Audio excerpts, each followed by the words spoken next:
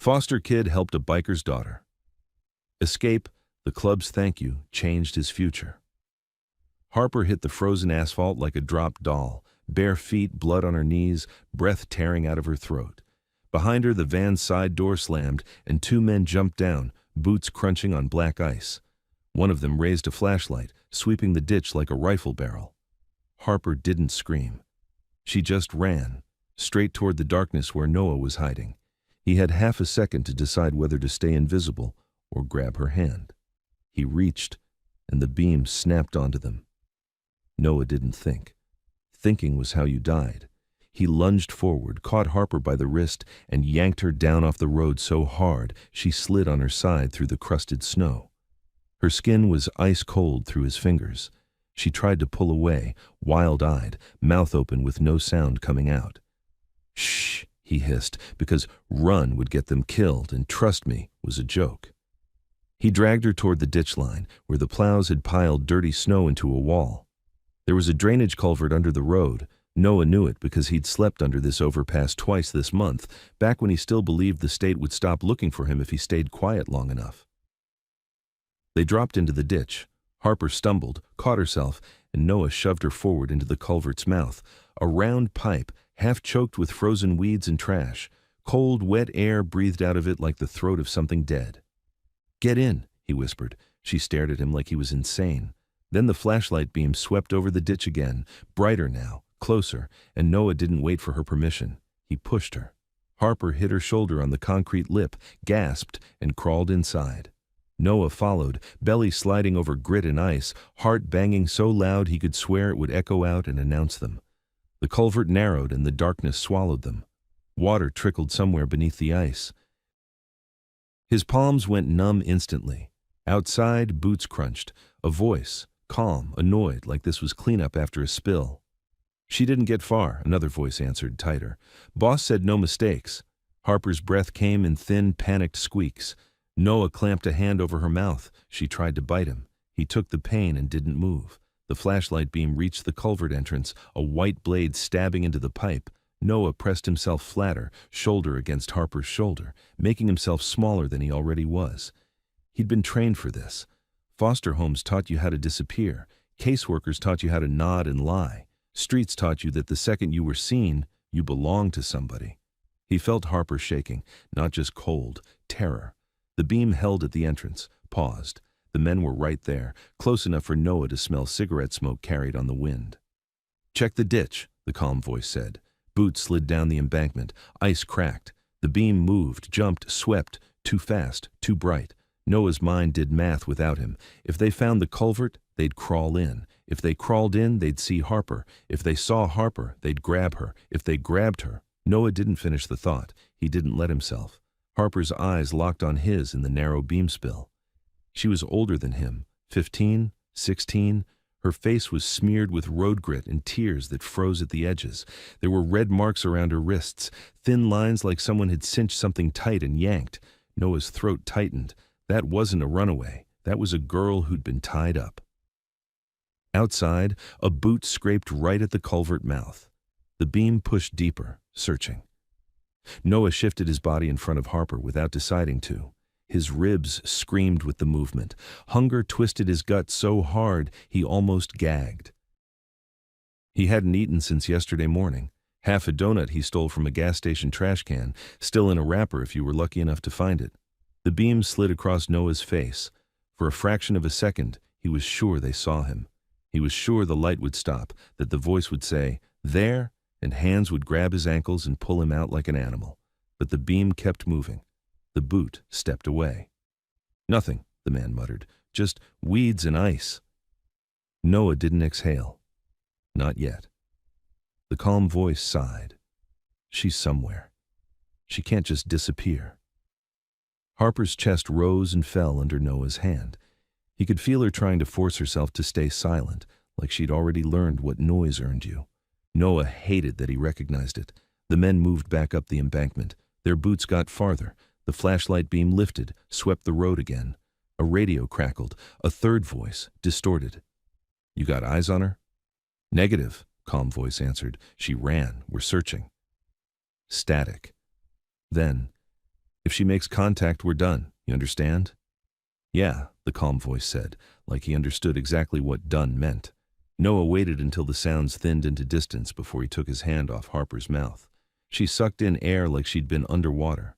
Then she whispered, barely audible, "Who are you?"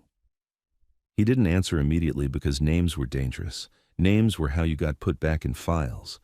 But her eyes were locked on him, pleading and furious at the same time. "Noah," he said, quiet. "You?" She hesitated, like she didn't want to hand him something real. "Harper," she whispered. Noah listened. Nothing outside but wind over the road and the far-off idle of the van. Not gone. Waiting. Harper shivered so hard her teeth clicked. "They'll come back." "I know," Noah said. He crawled backward an inch, peering past the culvert's curve. The entrance was a gray oval now, the light outside dimmer. If the men were smart, they'd do a grid. If they were angry, they'd just start walking ditches until they found footprints.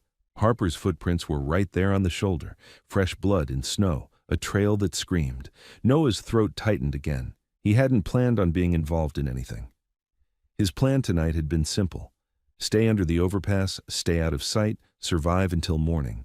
Plans didn't include saving strangers. But Harper wasn't just a stranger. She was a target. Noah looked at her wrists again. He couldn't stop. Harper noticed, and her chin lifted like a challenge. "Don't," she breathed. "Don't look at me like that."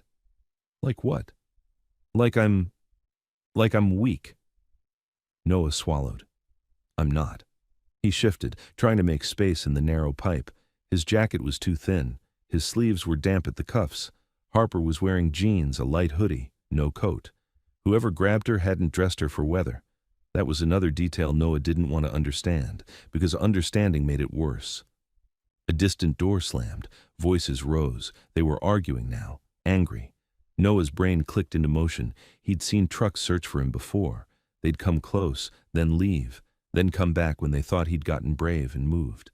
They would circle. He leaned closer to Harper. "Can you walk?" She stared at him like he asked if she could fly. "I just jumped out of a van." "I saw," Noah said. "Answer." Harper pressed her lips together. "Yes." "Good," Noah said. "When I say move, you crawl out first. You stay low. You don't run back to the road." She blinked. "Why are you helping me?" Because he'd been her once. Not the daughter of anybody, but the kid someone wanted to control. The kid who didn't belong to himself. Instead, he said, "Because they're not looking for me." Harper's eyes narrowed. "What does that mean?" "It means I know how to hide," Noah whispered. "And you don't." Her jaw tensed like she wanted to argue, but another sound cut through the night, a far-off engine turning over, the van rolling slowly. Harper went pale. "They're coming." Noah placed 2 fingers against the culvert wall, feeling the vibration. It was faint but there. The van was moving, not leaving, sweeping. "Listen," Noah whispered. "You're going to do exactly what I say. If you don't, they catch you." Harper's voice shook. "My dad," Noah cut her off. "Not now." She flinched like she wasn't used to being cut off. Noah didn't care. "Do you have a phone?" Harper nodded quickly. "Yeah, they took it. Then I got it back. I have it." She fumbled inside her hoodie pocket with stiff fingers and pulled out a phone with a cracked screen. "Any service?" Noah asked. Harper stared at it. The screen stayed black when she hit the button. "Dead," she whispered. Noah wasn't surprised. He'd seen kids on the street clutch dead phones like talismans, like a dead battery could still save you. "We'll charge it later," Noah said. Harper let out a harsh little laugh, almost hysterical. "Later? We're in a pipe." Noah kept his voice flat. "Better than in that van." Her laugh died. Outside, the flashlight beam returned, sweeping the road shoulder again. This time, slower, more methodical. Noah's pulse went cold. They were following the blood. He leaned in until his forehead nearly touched Harper's. "Before we continue, tell us in the comments where you are watching this from," he said, not as a joke, more like a breath that forced the world to stay real. Like if someone out there heard, maybe it meant Harper wasn't alone in a ditch with 2 predators hunting her. Harper stared at him like he'd lost his mind. Noah ignored her confusion and listened again. The beam dropped into the ditch. Boots slid down. "Found her tracks," someone said. "Right here. She went down." Noah's muscles locked. Harper's eyes widened. Her hands flew to her mouth. Silent scream. The beam hit the culvert entrance again, hard, direct, like an accusation. "Check it," the calm voice ordered. Boots came closer, slower this time. Careful. The man knew what a culvert meant. A culvert meant a cornered animal. Noah's mind sprinted. There was an exit on the other side of the road, but only if the pipe went through cleanly and wasn't blocked. He'd never crawled all the way because it was miserable and tight. Tonight, miserable and tight was the best option on earth. He grabbed Harper's wrist again, gentler now but firm. "Crawl," he mouthed. "Now." Harper shook her head violently, too afraid to move, too afraid to breathe. The beam pierced deeper, stabbing the darkness. Noah saw the outline of a man crouching at the entrance, shoulders broad, face hidden by the light behind him.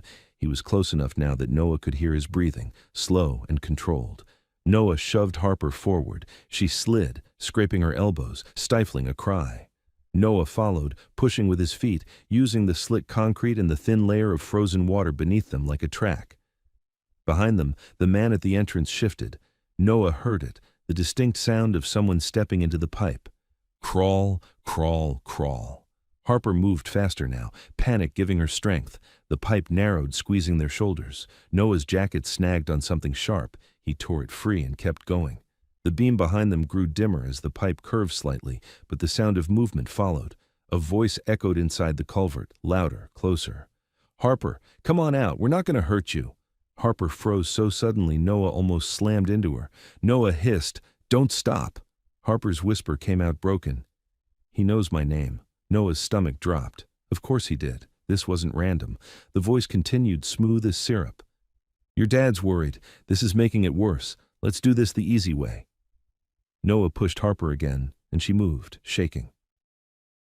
The pipe suddenly opened into a larger section where debris had collected. Branches, a rusted shopping cart frame, a mess of ice. Noah's shoulder hit the cart frame with a metallic clank that echoed like a bell. Outside, Boots stopped. "Hey!" the man snapped. "I hear them." Noah's blood turned to ice. Harper scrambled over the debris, tearing her jeans on the metal. Noah followed, ignoring the sting on his shin as something sliced him. The culvert sloped slightly upward now. That meant they were close to the far side. Noah saw a faint gray oval ahead, another exit. Then Harper's hand slipped on ice, and she went down hard, smacking her head against the concrete wall. She made a sound, small, but in the pipe, it was a shout. Behind them, the man surged forward. The beam swung, wild now, bouncing off the walls, turning the culvert into a strobe of white and black. Noah grabbed Harper under the arm, yanked her up. Her eyes rolled for a second, then snapped back, glassy. "Move," Noah growled. They reached the far exit and burst out into the ditch on the other side. Different terrain, thicker brush, deeper snow. Noah didn't stand. He pulled Harper into the weeds, belly to ground, and they crawled like they were trying to become part of the earth. Behind them, the flashlight beam exploded out of the culvert exit, searching.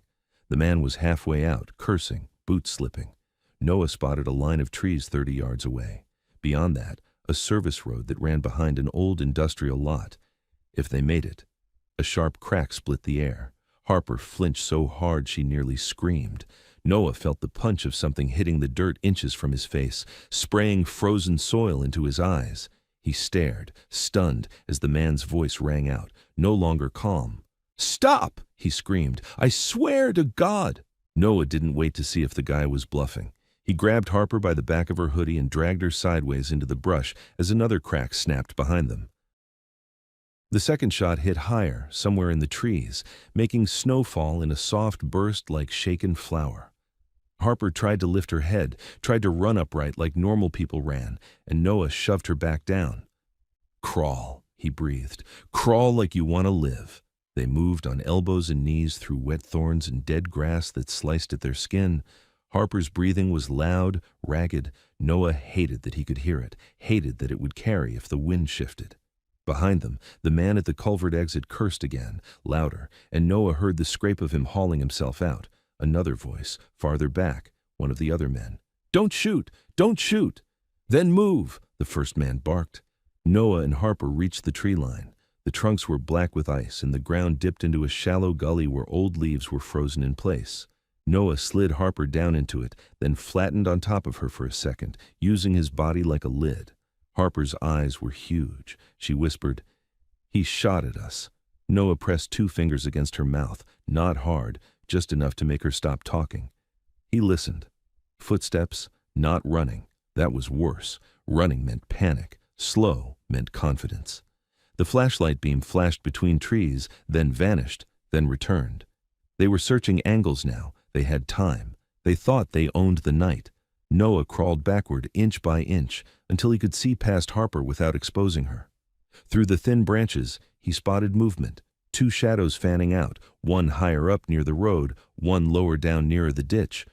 They weren't just hunting Harper. They were trying to cut off roots. Noah's brain mapped the area like he'd drawn it 100 times. A service road behind the industrial lot, a chain-link fence with a gap where kids slipped through, a line of rusted dumpsters that blocked sight. Beyond that, an old rail spur that ran behind warehouses, not warm, not safe, but complicated. And complicated was good. He leaned into Harper's ear. "When I move, you move. No noise. If you fall, you don't say anything. You just get up." Harper nodded, but Noah could tell she didn't really understand what he meant by "don't say anything." People like her hadn't learned that lesson yet. They slid through the gully until it narrowed, then climbed its bank into a patch of taller brush that hid them better. Noah moved first, testing each step before putting his weight down. One snapped branch could turn the whole forest into a spotlight. Harper followed, awkward, shaking. Every few seconds her hand went to her head where she'd hit the concrete. Her eyes went unfocused and then snapped back. "You okay?" Noah whispered. She forced a nod. "I'm fine."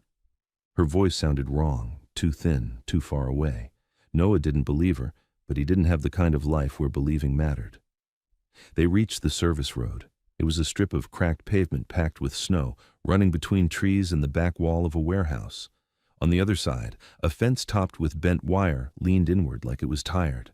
Noah held up a hand. "Stop." Harper froze. A pair of headlights swept across the far end of the service road. Slow, creeping, the van moving somewhere on the other side of the industrial lot, searching for any glimpse of them. The light didn't hit Noah and Harper directly, but it painted the snow pale and made their shadows dangerous. Noah waited until the van's headlights turned away, then tugged Harper forward. They ran, not upright, not full speed, but fast enough to make distance. Noah's shoes were soaked through. Harper's bare feet slapped the snow and left dark spots that weren't just melted ice. She was bleeding again. Noah saw it and kept running anyway. They reached the fence. Up close, it was worse than he remembered, icy with sharp twists of wire like teeth. The gap was there, though, where the bottom had been cut and folded back long ago. Noah dropped to his stomach and shoved himself through first, jacket scraping, ribs burning as the wire snagged fabric. On the other side, he reached back, grabbed Harper's wrists, and pulled. Harper hissed in pain as the wire bit her hoodie and tore it, one sleeve split. She came through and collapsed onto the snow. Noah hauled her up. "Feet," he whispered, urgent. "Let me see." Harper jerked away like he'd insulted her. "No." "No," he repeated, not asking. He caught her ankle gently and turned her foot. Her sole was raw and red with small cuts, and the toes were turning a sick gray-blue around the edges. Frost was starting to win. Harper's voice shook. "I can walk." "You can for now," Noah said. He tore a strip from the inside hem of his shirt, thin, dirty, but cloth, and wrapped it around her foot, then the other. Not enough, never enough, but something between skin and snow. Harper stared at him like she didn't know what to do with simple help. "Why are you doing this?" she whispered again, like the question had been stuck in her throat since the culvert. Noah didn't answer. He started walking. Harper stumbled after him, limping, breathing hard. They moved between the backs of warehouses, past loading docks crusted with ice, past stacks of pallets wrapped in plastic that flapped in the wind like weak flags. Noah led her toward the dumpsters. He knew the smell before he got there. Old grease, sour garbage, damp cardboard. He'd eaten worse. He crouched behind the first dumpster and checked the open spaces between bins. No movement, no footsteps. But the whole area carried sound in weird ways. Metal walls and open yards that threw echoes like stones. Harper leaned against the dumpster, shivering so hard her teeth clicked. "We have to call someone," she whispered. Noah glanced at her cracked phone. "With what battery?" Harper's jaw tightened. There's people. My dad—" Noah cut her off again. "Your dad can't help you if they catch you first." Harper flinched, and Noah saw anger flare under the fear. "You don't know anything about my dad." Noah almost laughed, but it came out as a tight breath. "I know men who shoot at girls in snow don't care who your dad is." That landed. Harper's eyes dropped. Noah moved to the next dumpster, then the next, keeping low. In the far distance he heard the faint growl of the van engine again, then a door slam. Then silence. Silence was never good. They reached the rail spur. The tracks were half buried, the steel shining through like dark veins. A line of old boxcars sat farther down, abandoned, tagged with faded graffiti. Noah had slept behind one once, curled into a nook where the wind couldn't find him. Tonight, he didn't want to stop there. Too open. Too easy to sweep with a flashlight. He guided Harper along the tracks until they reached a small maintenance shed. Barely a building, more like a metal closet bolted to a concrete slab. The padlock was broken. The door hung slightly open. Noah eased it wider and slipped inside. Harper followed, and the space swallowed them, cold but less exposed. The smell was oil and rust, and a nest of old rags sat in the corner like someone had tried to make a bed once.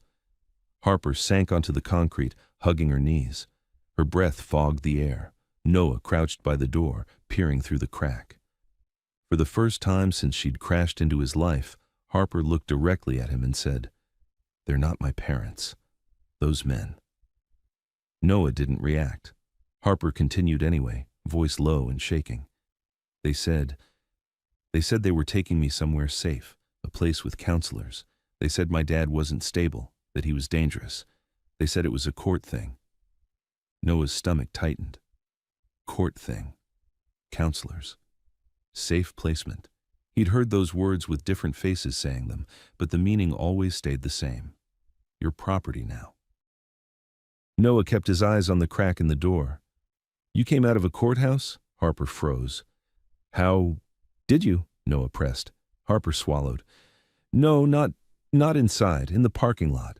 A woman with a badge gave them papers. She told me it was temporary, just overnight, until things calmed down." Noah felt something cold move through his chest, like a hand. "What woman?" Harper shook her head fast. "I don't know. I don't remember her name." Noah believed that. Names slipped when fear flooded you. Harper's hands trembled as she lifted her sleeves, showing him her wrists. The marks weren't just red anymore. They were bruising into purple. She whispered, "They tied me when I fought. They said it was protocol." Protocol.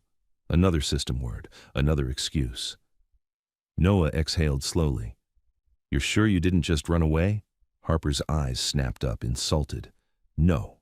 Noah held her gaze. "You're sure you're not lying to me because you think I'm just a kid you can use?"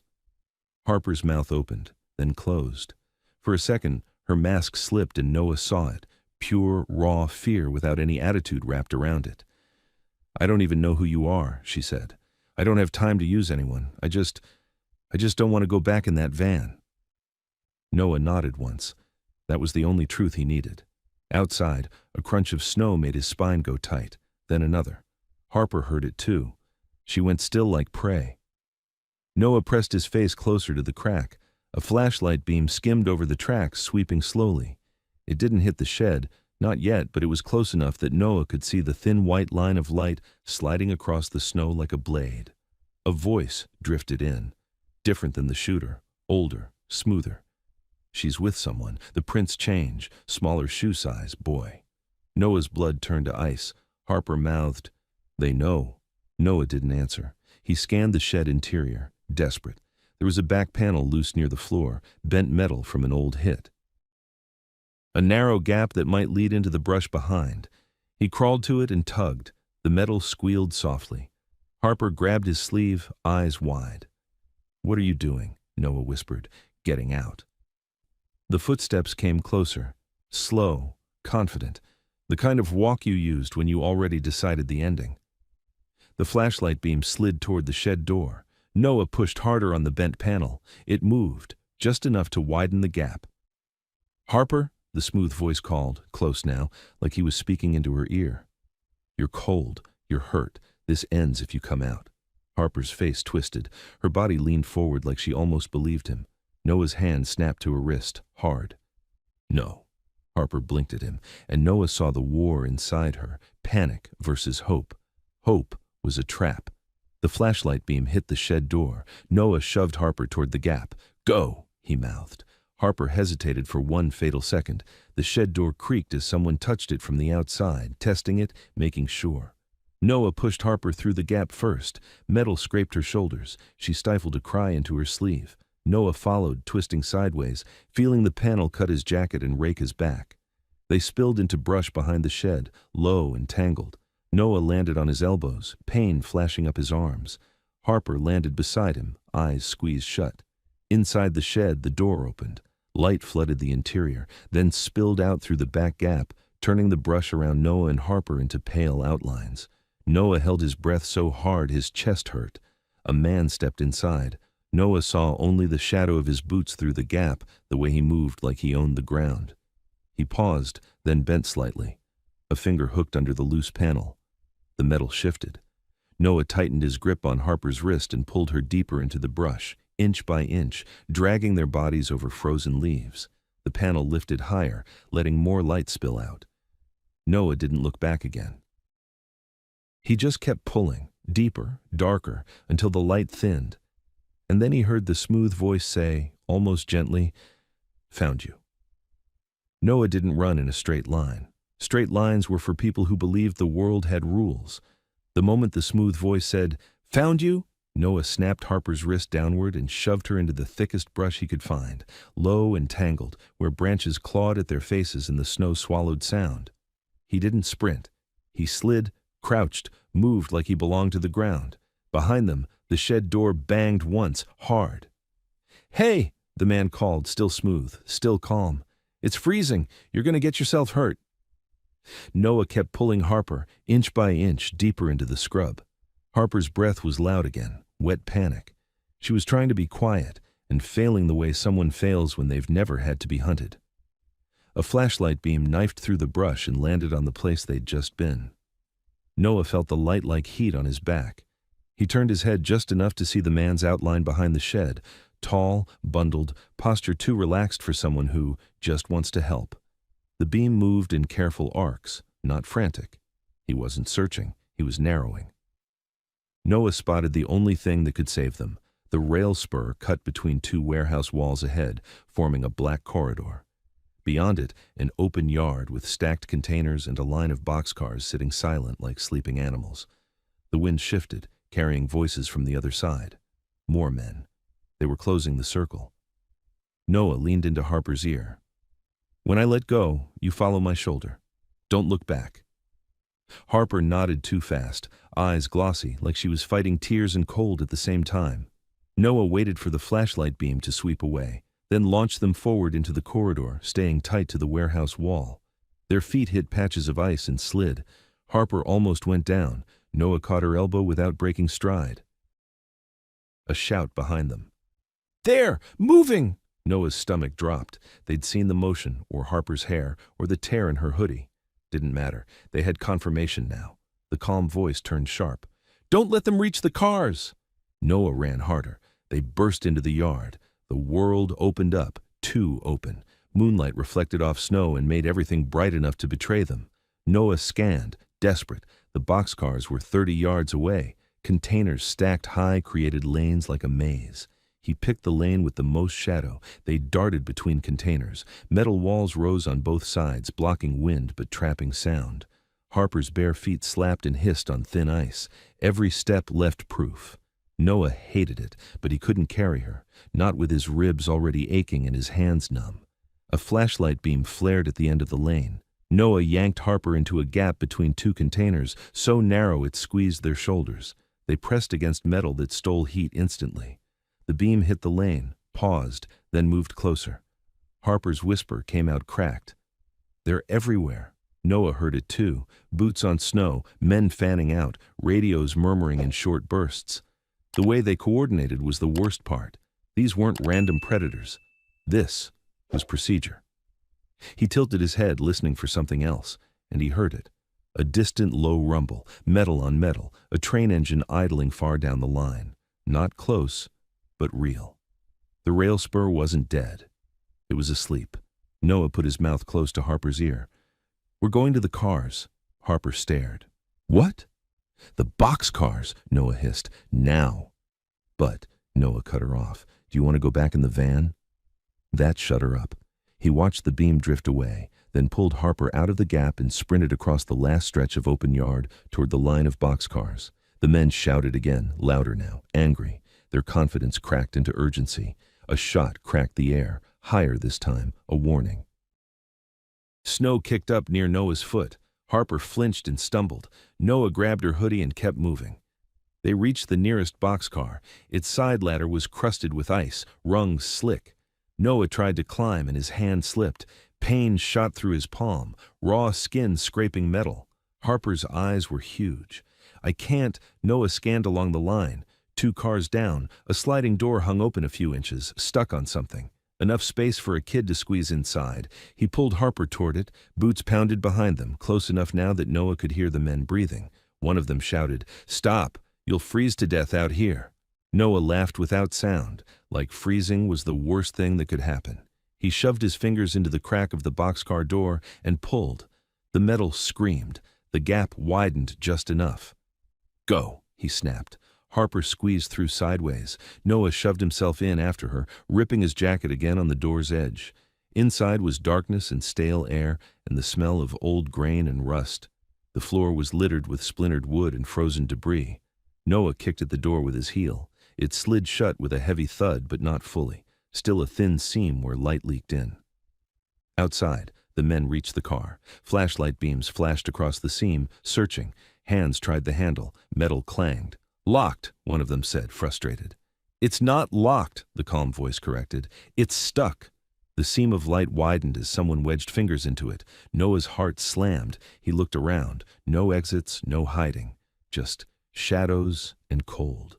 Then, from far down the line, the train engine's rumble deepened. A horn groaned low, like an animal waking. The boxcar shuddered. Harper's eyes widened. "What is that?" Noah whispered. "Luck." The car jolted again. The door seam shifted, metal grinding.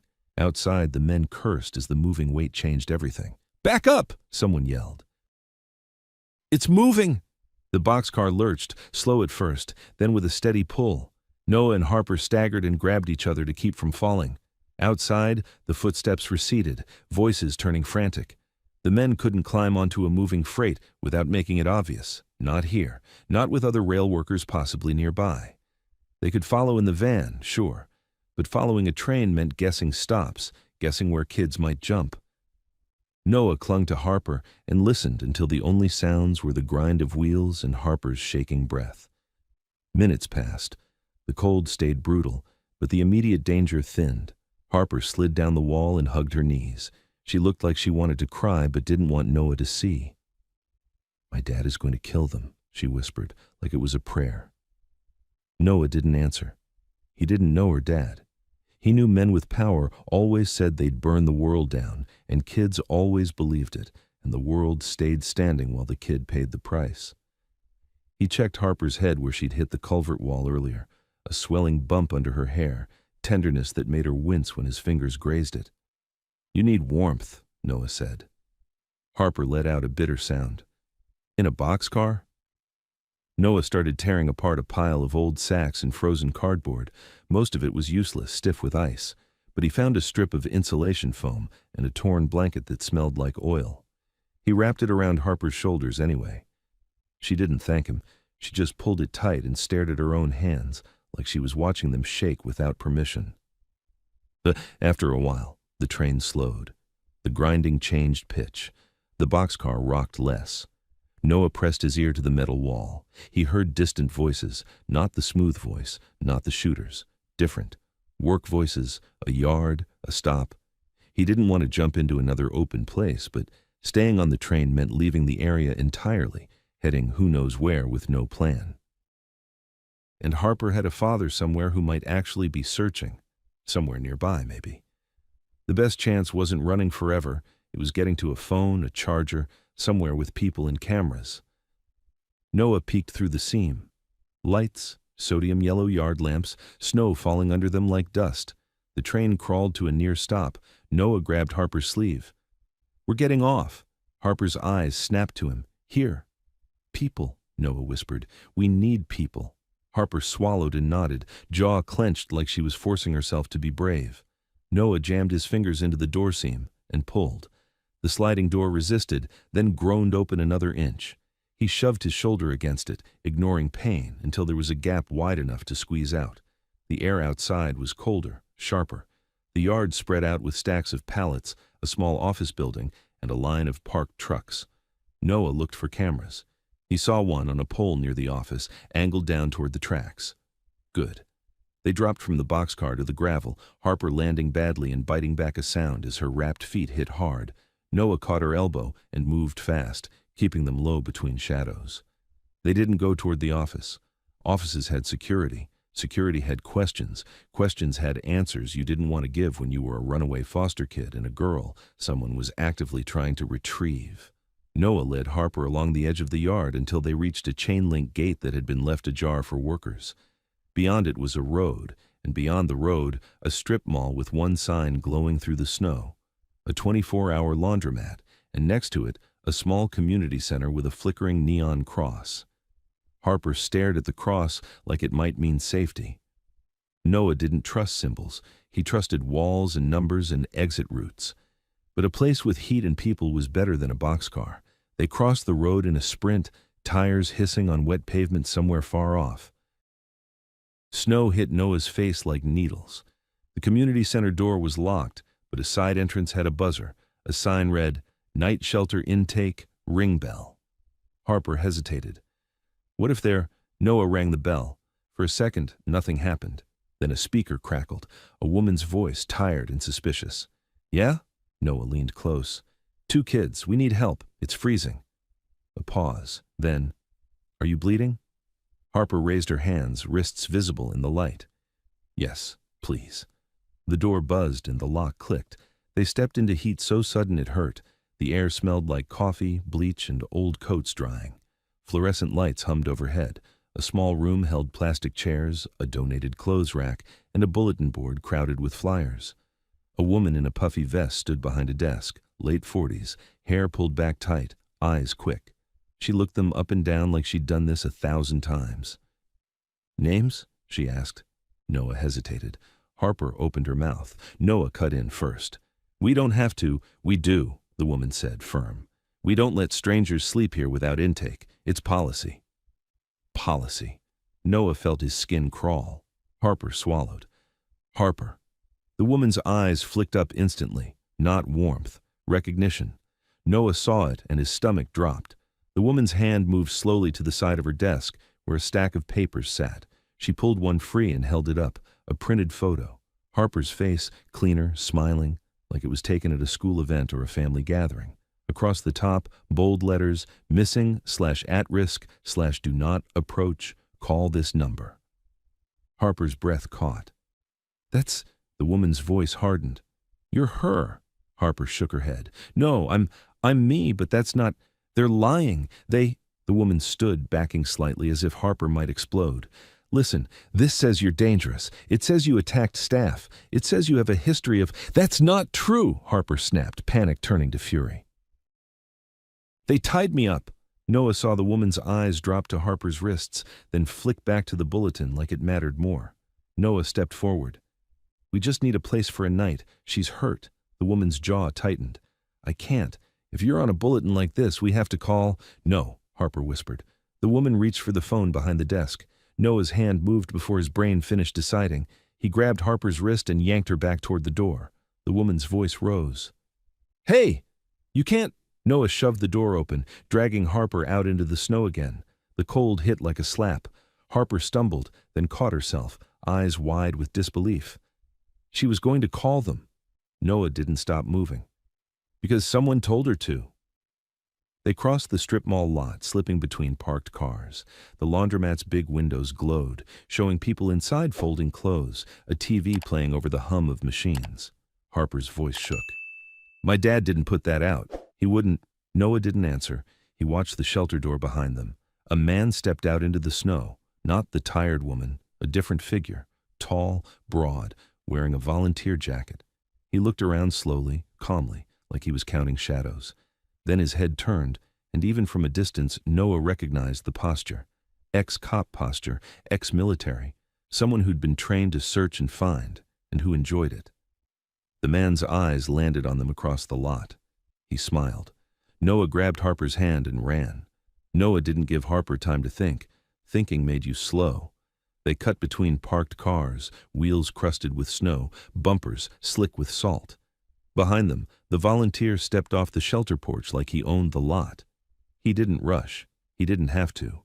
He just lifted his phone, thumb moving, and Noah knew what that meant. Location shared, eyes on, converge. Harper's breath was a soft, sobbing rasp. "That's him," she whispered. "That's one of them." Noah didn't look back again. He aimed for the laundromat because glass and light meant witnesses, and witnesses made predators cautious. Sometimes. They burst through the laundromat door, and the heat hit them like a wall. Rows of machines churned. A TV mumbled above the clatter. People sat in plastic chairs, scrolling on their phones, folding towels like the world wasn't ending. Harper stumbled, wrapped feet leaving wet marks. Noah caught her elbow and forced them to move like they belonged there. He steered them past the front row of washers, into the narrow aisle between machines. "Don't stare," Noah murmured. "Act normal." Harper's eyes were too wide to act anything. "He's coming." Noah scanned the room. A back exit, a bathroom, anything. He spotted a utility door near the soda machine with a small red sign, "Employees only." Above it, a camera with a little blinking light. Good. Camera meant someone might care later. Later was all Noah ever got. He reached into his pocket and felt the hard corner of the dead phone Harper carried, then the empty space where he wished there was money.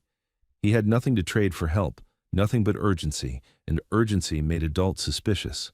Harper whispered, "Can I call someone? Anyone?" "With what?" Noah asked, low. Harper's hands shook as she pulled out her phone again, like maybe it would resurrect itself out of fear. Still dead. Noah looked at the wall outlet under the folding table. Someone's charger was plugged in, wrapped around a leg. Noah's eyes followed it to a phone on the table.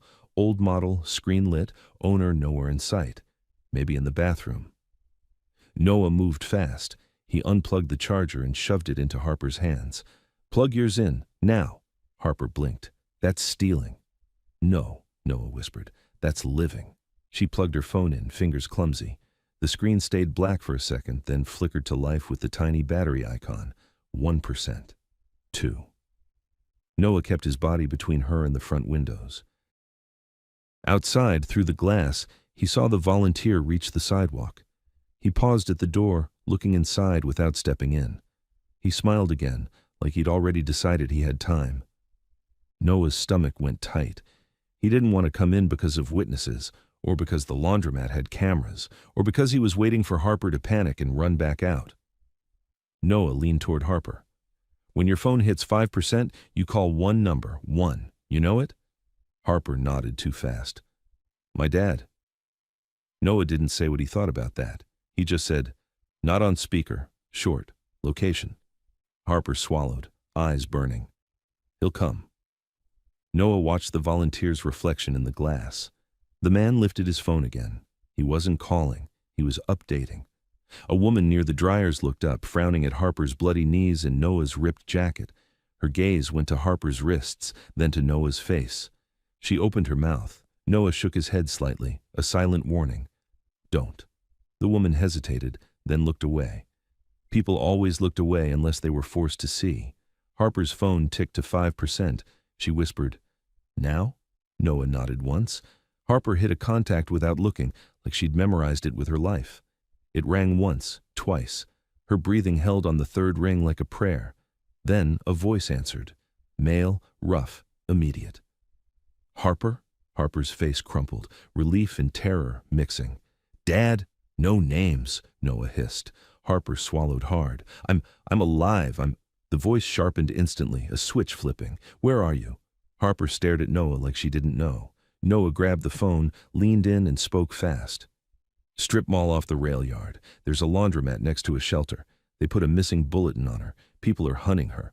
One man in a volunteer jacket is outside watching. A pause.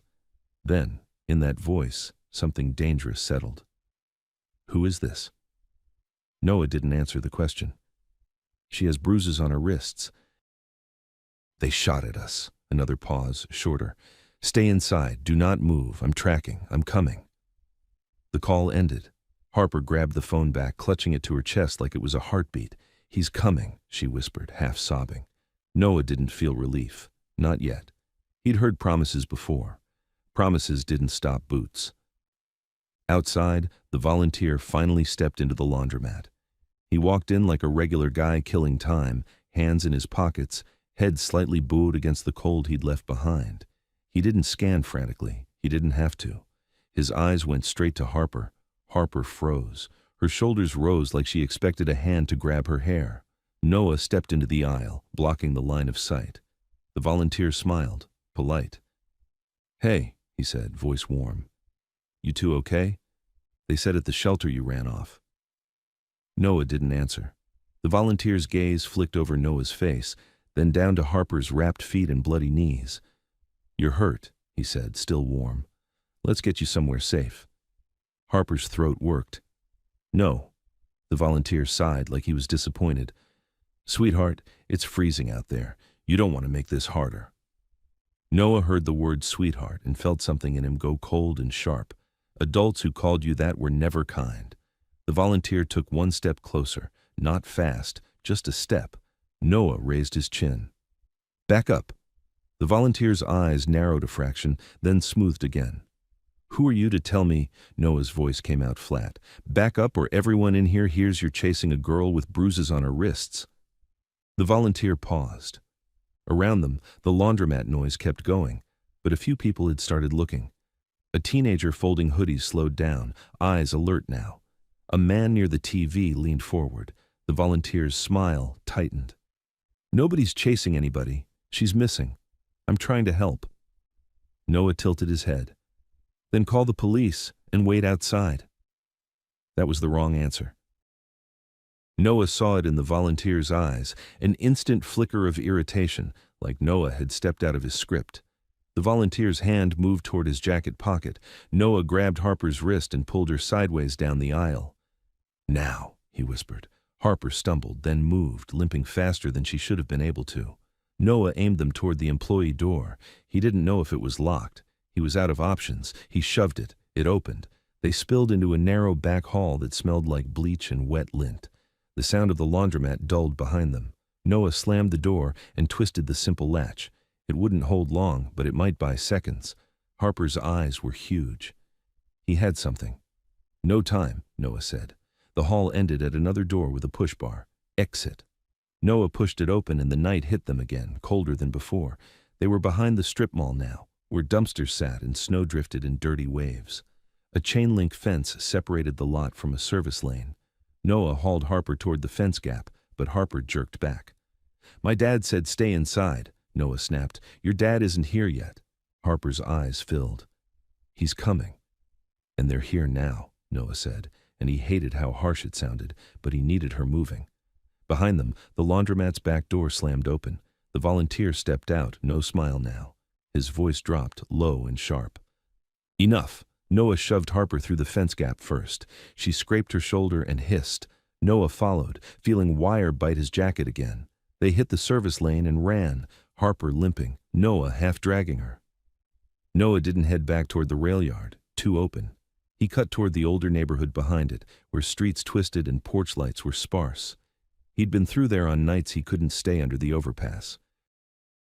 There was an old mechanic's lot with a trailer behind it, a place he'd heard about from other kids. One night kindness, no questions, then you're gone. Harper's breath was turning into sobs. I can't, she whispered. Noah stopped in the shadow of a parked pickup. He gripped her shoulders. Look at me. You can. One more block. Harper's eyes searched his face. Why do you know all this? Because the system had trained him to survive its cracks, because he'd been moved in vans with polite words and hard hands, because transport was just another word for disappearing. He didn't say that yet. He said, because I've had to. They moved again. Snow thickened, falling harder, wiping away footprints behind them. For once, weather worked for them. They reached the mechanic's lot, a low building with shuttered windows, a sign half torn that still read, Ray's Auto in faded letters. Behind it sat a trailer, small and old, porch light off. The yard around it was cluttered with tires and metal parts like a graveyard of machines. Noah approached quietly, scanning for movement. No cars, no lights. But that didn't mean nobody was home. He stepped onto the trailer's small porch and knocked. 3 quick knocks, then 2 like he'd been told. Silence. Harper swayed on her feet, eyes glassy. Noah knocked again. A deadbolt clicked. The door opened a crack, and a woman's face appeared. Late 60s, gray hair in a tight braid, eyes sharp as broken glass. She held a phone in one hand and something heavy in the other, not quite visible. Her gaze snapped to Noah, then to Harper. What's the code? She asked. Noah swallowed. I don't have one. I was told. Then you weren't told by me, she said, starting to close the door. Harper's voice broke. Please, the woman paused. Her eyes dropped to Harper's wrists, then to Harper's feet, then back to Noah. Are you running from a foster home? Noah froze. How? I've seen your type since before you were born, she said. And I've seen her type too, Harper swallowed. They tried to take me. They tied me. They shot at us. The woman studied her for one long beat, like she could tell truth by the way it sat in a person's bones. Then she opened the door wider. Get in, both of you, now, shoes off, quiet. Noah didn't move until Harper moved. Harper stepped inside, trembling, and Noah followed, shutting the door behind them. Heat wrapped around them, thick and real. The trailer was cramped but clean, with blankets stacked on a chair, a kettle on a hot plate, and photos on the wall. Old photos, kids' faces, smiles that looked hard-won. The woman locked the deadbolt, then added a chain. She turned and said, Name. Harper hesitated. Noah answered first, careful. Noah. The woman's eyes flicked to Harper. Harper, Harper whispered. The woman's mouth tightened. Harper what? Harper shook her head. I can't. The woman didn't push. She pointed to a couch. Sit. Let me see your wrists and your feet. Harper started to protest, pride flaring weakly. The woman's voice cut through it. Child, pride is for people who aren't bleeding. Harper sat. The woman knelt, peeled back Noah's makeshift wraps, and sucked in a breath at Harper's feet. You were out there barefoot, she murmured, more anger than sympathy. Jesus. Noah watched her hands, steady, practiced. She pulled out a first aid kit like it lived in her bones, cleaned Harper's cuts, wrapped her toes, checked circulation with a thumb press like she'd done it 1,000 times. Then she leaned back and looked at the bruises on Harper's wrists. Zip ties, she said, not asking. Harper's eyes filled. Yes. The woman's gaze shifted to Noah. And you? Noah's throat tightened. I'm in care, he said, because that was the cleanest lie that still sounded like truth. The woman stood and walked to a small table, picking up a folder. She flipped it open, scanning a list like she was keeping score. They use certain words, she said, eyes still on the paper, when they come for kids, when they pretend it's for their own good. Harper blinked. What? The woman looked up. What did they call themselves? Harper whispered. Transport. Youth transport. They said it was an emergency placement. Noah felt his stomach knot so hard it hurt, because he knew those words too well. He whispered, That's what they called it when they moved me. The woman didn't ask twice. She moved like the cold couldn't touch her. Kettle off, lights dimmed, curtains pulled tight. She handed Harper a thick sweatshirt that smelled like laundry soap and cedar and shoved a mug into her hands. Drink. Small sips. If you throw up, you'll shake harder, she said. Harper's fingers trembled so badly the mug rattled. Noah watched her wrists as she drank, purple bands swelling under the skin. Every time Harper blinked, she looked like she expected someone to burst through the wall and drag her out. The woman, Lorna, she finally said her name was, opened a drawer and pulled out a cheap power bank. "Phone," she ordered. Harper fumbled her cracked phone over. Lorna plugged it in without ceremony. "You called your father," she said, not a question. Harper's chin lifted, defensive. "Yes." Lorna didn't scold. "Good. That means people are moving. It also means somebody might be listening." Noah's stomach clenched. "Listening how?" Lorna looked at him like he should already know. "A lot of kids think a phone call is a rope out of a pit. Sometimes it's a bell. It rings and the wolves know where to come." Harper's face went pale. "No, I didn't." "You didn't mean to," Lorna cut in. "Meaning doesn't matter. Results do." Noah felt the trailer's heat settle into his bones, and it almost made him dizzy. Warmth was dangerous too. Warmth made you forget to stay ready. He forced himself to look around. One front door, two small windows, a narrow hall that led to a back room. Behind the trailer he'd seen clutter. Tires, scrap metal, old car frames, hiding places, paths. Lorna opened her folder again, flipping pages. It wasn't paperwork the way the state kept paperwork. It was notes, names, license plates, dates, like she'd been building a map of a disease. "They don't call it kidnapping," she said. "They call it transport, emergency placement, diversion, stabilization. They use words that sound like help because help doesn't make people ask questions." Harper's voice shook. "They said my dad was dangerous." Lorna's eyes sharpened. "Is he?" Harper hesitated. Noah watched the hesitation. It wasn't a simple no. It was a no with history. "He's strict," Harper said. "But he wouldn't do this." Lorna nodded as if she'd expected exactly that answer. "Fine.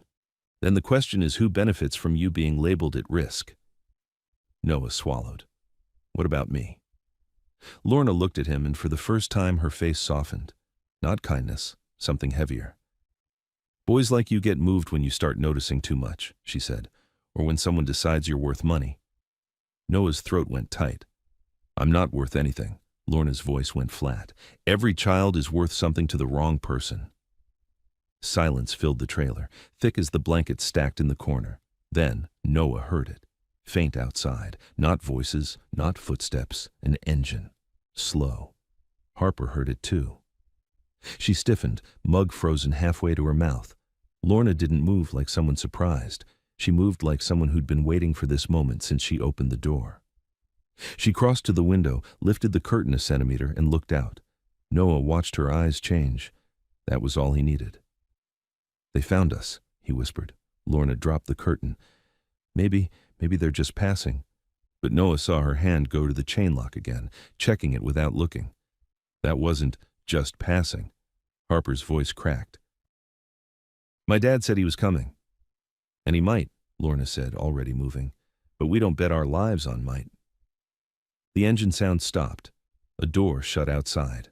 Soft. Controlled. Noah's pulse started to slam again, like his body remembered the culvert, the flashlight beam, the voice that smiled. Lorna pointed down the hall. "Back room. There's a panel behind the dresser. It leads under the porch. You'll crawl to the scrap pile and stay low." Harper stood too fast and swayed. Noah caught her elbow. Harper looked at Lorna. "Come with us." Lorna's mouth tightened. "I'm not the one they want." Noah didn't believe that, but he didn't argue. He started pulling Harper down the hall. A knock hit the front door. 3 slow knocks. Then a man's voice, warm as a church handshake. "Ma'am, we're looking for a missing juvenile. We were told she might have come here for help." Harper flinched. Noah felt it through her arm. Lorna called back, voice sharp and tired. "Shelter's closed. Come back tomorrow." A pause. Then the warm voice again, slightly firmer. "We just want to make sure she's safe." Noah mouthed at Lorna. "It's him." Lorna's eyes flicked to Noah, and he knew she understood without needing the words. Another sound outside, more than one set of footsteps now spreading. Someone walking around the side. Lorna's gaze snapped to the back window. "They're sweeping," Noah whispered. Lorna nodded once. "Go." Noah shoved the dresser aside with a grunt. Behind it was a thin plywood panel with 2 screws already loosened. Lorna had built this like she'd been preparing for a storm for years. Noah pulled the panel free. A dark crawl space gaped behind it, smelling of dirt and cold wood. Harper stared. "I can't." Noah grabbed her shoulders. "You can." The front door handle rattled. The warm voice called again, no warmth now. "Ma'am, open the door." Lorna stepped closer to the front, raising her voice. "I said no. I'm calling the police." Noah didn't think she would. Police were part of the problem, but the threat might buy seconds. Harper dropped to her knees and crawled into the hole. Noah followed, heart punching his ribs, and pulled the panel back into place as best he could. They moved through the narrow space under the trailer, elbows digging into dirt. Harper's breathing was loud again. Noah tapped her ankle once. Quiet. She forced it down, swallowed a sob. Above them, the trailer creaked as someone walked on the porch. A sharp bang hit the front door. Not a knock, a strike. Lorna shouted, "Get off my property!" Noah guided Harper toward the porch underside, where a strip of moonlight leaked through slats. He found the loose board Lorna had mentioned and pushed it up. Cold hit them. They slid out into the yard behind the trailer, into a maze of tires and metal and shadow. The moment they were free, Noah saw the problem. A second van sat half-hidden near the mechanics building, headlights off. Someone leaned against it, smoking. Another figure stood near the back fence, flashlight pointed down. They weren't just at the front, they were everywhere. Noah's blood went thin. Harper whispered, "No." Noah's eyes flicked across routes, the scrap pile, the fence gap, the alley, the road. Too many eyes. Too tight. Then he saw a small blessing. The man by the back fence had his flashlight aimed wrong, down at footprints, not up at faces. He was scanning for tracks, not bodies. Noah leaned into Harper's ear. "We can get you out, but not both of us the same way." Harper grabbed his sleeve. "Don't." Noah didn't have words for what he was doing. He just had the decision. He looked at Harper, zip-tie bruises, wrapped feet, eyes that still had fight in them even while they shook. He thought about what happened if she went back in that van. Then he looked at the men, the calm movements, the practiced search. He whispered, "When you hear a noise, you run toward the fence gap. Lorna will guide you. Do not stop." "Do you understand?" Harper's eyes filled instantly. "Noah," Noah pressed a finger to his lips. "Now." He eased away from her, staying low. He picked up a piece of scrap metal, a thin strip of aluminum, and tossed it hard to the left into the deeper piles. It clanged against an engine block like a bell. "Over there," a man barked. Flashlights swung, boots moved. Two of them went left. Noah didn't wait for more. He sprinted the opposite direction toward the mechanics building, making sure his footsteps were loud, making sure he was seen. A beam snapped onto him. "Hey!" someone shouted. "Kid!" Noah ran harder, heart tearing at his chest, legs burning. He kicked a trash can so it toppled and rolled, loud, stupid noise that pulled attention like a magnet. The man by the van moved fast now, cutting him off. Noah swerved, aiming for the alley, but another flashlight swung in from the right. They were closing the net. He heard Harper behind him. Movement, a soft stumble, then silence as she followed the plan. "Good. Go. Keep going." Noah reached the corner of the building and slipped on black ice. He caught himself on the wall, palms stinging, and tried to turn. A hand slammed into his collar and yanked him back so hard his teeth clicked. Noah fought, elbows, knees, wild like a trapped animal. The man didn't even grunt. He just twisted Noah's arm behind his back and shoved him down into the snow. Noah's face hit ice. Pain flashed white. A second man stepped into the light, the warm-voiced one. Close now, Noah saw his eyes, calm, almost bored. He crouched and said quietly, "You made this harder than it needed to be." Noah spat blood and snow. "Go to hell?" The man smiled like that was cute. "Maybe. But first you're coming with us." Hands zip-tied Noah's wrists so tight his fingers went numb instantly. Across the yard, Noah heard Lorna's voice rise, sharp, commanding, followed by Harper's shoes slipping through snow in the scrape of the fence gap. Noah turned his head just enough to catch a glimpse, Harper disappearing into darkness beyond the lot. He exhaled once, hard. Bought time, that was all. They hauled him up and shoved him toward the van. The side door slid open. Cold air poured out like a mouth. Noah was thrown inside, shoulder-slamming metal, and the door slammed shut behind him. Lorna didn't waste a second. As soon as Noah said the word transport, her face hardened like she'd been waiting years to hear it out loud. She killed the lamp, left only the weak glow from the kitchen, and yanked the curtains tight. "Phone!" she snapped. Harper handed it over with shaking fingers. Lorna plugged it into a power bank, then turned the screen away from the windows, like light itself could betray them. "You called your father," Lorna said. Harper nodded. "He's coming." Lorna didn't smile. "Maybe, but calls can be traced, and people who wear help like a costume love easy trails." Noah's stomach tightened. Outside, the trailer creaked once, wind or a step. He couldn't tell. Warmth made everything feel slower. He forced himself to keep scanning, front door, side window, back hall. One exit was a lie. You needed two. An engine rolled somewhere nearby, slow, deliberate. It stopped. A door shut soft. Not a neighbor, not this late. Harper froze with the mug halfway to her mouth. "They found us." Lorna lifted the curtain a finger width, looked once, then let it fall. That one look was enough. "Back room," she ordered. "Now." Noah grabbed Harper's elbow. Harper tried to argue, but her knees dipped like the cold had finally caught up with her. Noah half-guided, half-dragged her down the narrow hall. A knock hit the front door. 3 slow taps. A voice followed, warm, patient, built to sound safe. "Ma'am, we're looking for a missing juvenile. We were told she might come here for help." Harper's breath hitched. Noah recognized the cadence from the yard, from the way the men spoke like paperwork with teeth. Lorna answered without opening. "Shelter's closed. Come back tomorrow." The voice stayed calm. "Just want to make sure she's safe." Noah mouthed, "It's him." Lorna's eyes flicked to him. She knew. Footsteps moved along the porch. Not one set, 2, splitting. Somebody was checking angles. The front handle rattled once, testing. Lorna's voice sharpened. "Get off my property. I'm calling the police." Noah almost laughed. Police were part of the machine, but the threat might buy seconds. In the back room, Lorna shoved a dresser aside like she'd done it before, exposing a plywood panel behind it. The screws were already loosened. "Crawl space," she said. "Under the porch, then you go to the scrap piles and stay low."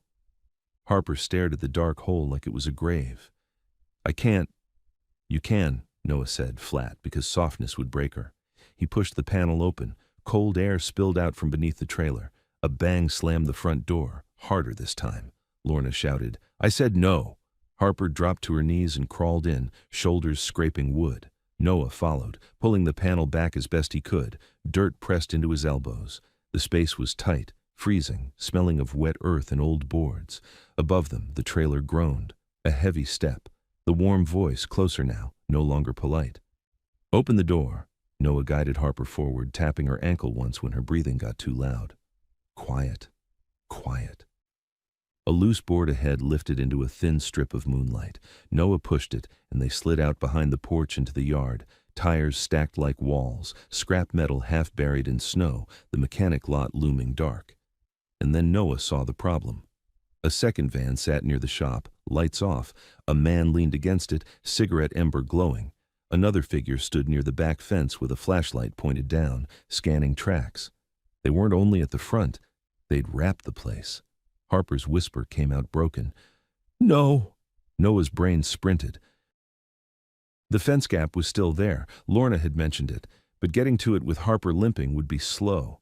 Too slow if they turned their beams up. Noah lowered his voice to Harper's ear. "We can get you out, but not both of us the same way." Harper grabbed his sleeve. "Noah, don't!"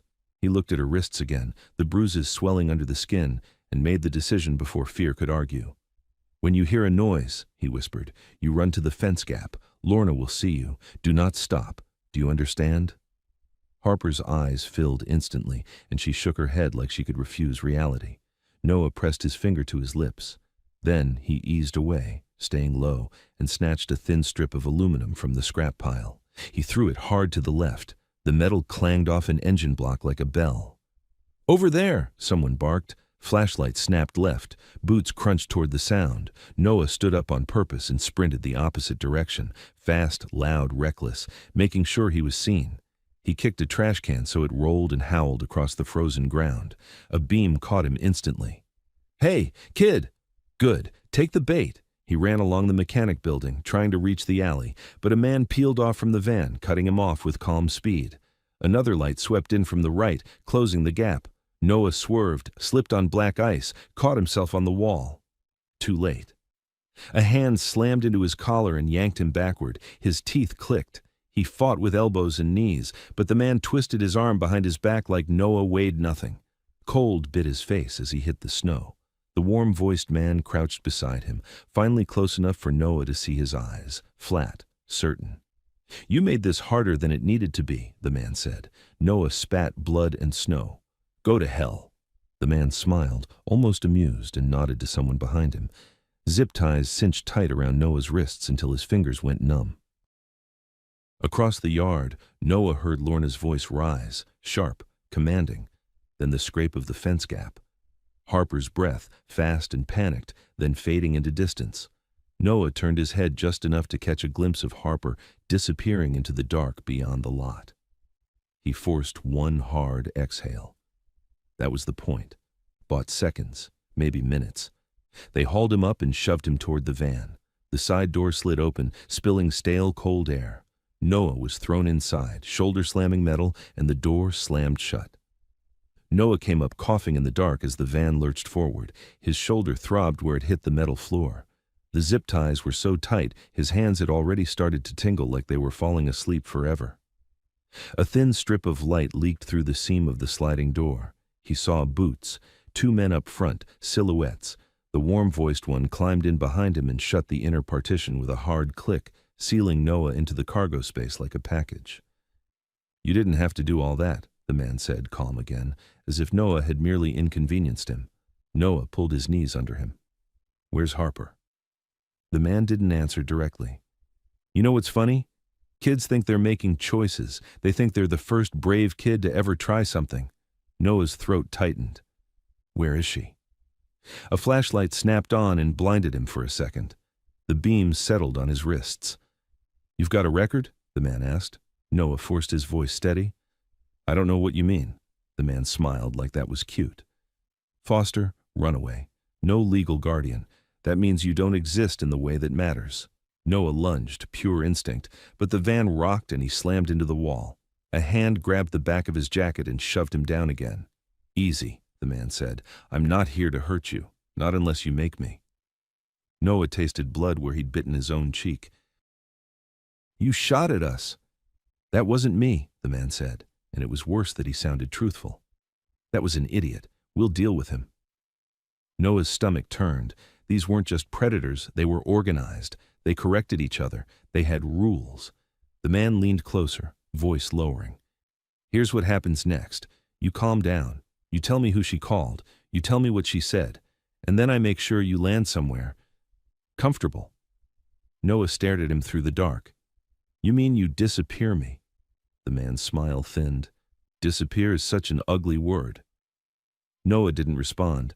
Silence was the only weapon he had left. Up front, a radio crackled, a distorted voice. "We got the boy. Girl's still loose." The warm-voiced man's head tilted slightly, listening. Then he answered, controlled. "Contain the area. She's not going far on those feet." Noah's chest tightened at the thought of Harper limping through snow while these men closed in. The van turned again, tires hissing on wet pavement. Noah felt the change in direction like a countdown. Harper ran until her lungs burned, then stumbled into a crouch behind a row of trash bins in the alley. Lorna's hand clamped her shoulder and held her down. "Breathe through your nose," Lorna whispered. "Quiet." Harper's phone glowed in her hand now, charged enough to be dangerous. It showed one missed call, then another. Her father. She tried to call back. The call failed. No service in the dead pockets between buildings. Harper's throat tightened. "They took him," she whispered. "They took Noah." Lorna didn't sugarcoat. "Yes." Harper turned on her, eyes wild. "You said you weren't what they want." "I'm not," Lorna said. "But you are." And he got in their way. Harper's hands shook so badly she could barely hold the phone. "We have to go back." "No," Lorna cut in hard. "If you go back, you'll be in that van too, and then nobody gets out. You want to save him? You stay alive." Harper's eyes filled with furious tears. "My dad is coming." "Then we find a place where he can reach you," Lorna said, already moving. "Not a place they can sweep with one flashlight." They slipped through backyards and between houses. Lorna moving with the certainty of someone who'd learned every escape route in this neighborhood the way other people learned street names. Harper followed, limping, jaw clenched so tight it looked like her teeth might crack. A car passed slow at the end of the street. Headlights washed the snow white. Lorna yanked Harper behind a hedge and they went still. The car rolled by, then turned the corner. Too slow, too deliberate. Harper whispered, "That's them." Lorna's eyes stayed flat. Probably. They cut behind a small church and into a side street lined with dark porches. At the far end, a diner sign flickered through the snowfall. Open 24 hours.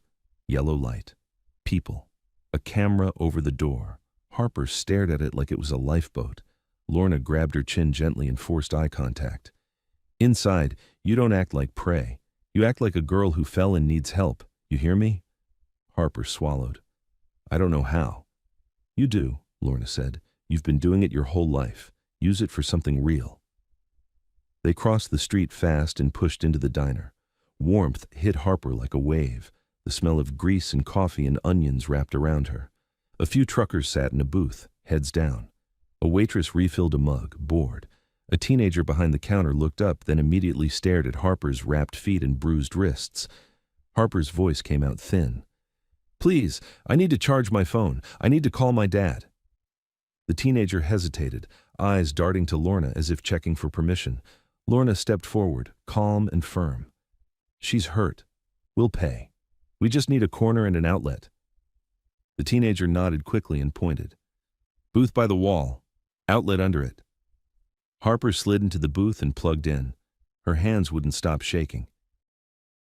Lorna sat opposite her, back to the wall, eyes on the windows and the door. She didn't touch the menu. Harper's phone climbed to 4%, 5. Her father called again. She answered before it could ring twice. "Harper," his voice hit her like a rope. "Talk to me." She swallowed hard. "They took Noah." A pause, then the voice turned colder. "Who?" "The boy who helped me," Harper said, forcing the words out. "They grabbed him. They have vans. They're organized." His breathing sounded controlled, but there was something under it, something violent held on a leash. "Where are you right now?" "A diner," Harper whispered, "near Ray's Auto, near the rail yard. Lorna, a woman, helped us." "Stay there," he said. "Do not move. Do you hear me?" Harper glanced at the window. Snow fell in thick sheets. Headlights could appear any second. "They're looking," she whispered. "Let them," he said, and the words were wrong in a way Harper couldn't explain. "I'm close." The call cut. Harper stared at the screen, chest tight. "He's coming." Lorna didn't relax. "Good. Now we watch." The diner door opened and a gust of snow blew in.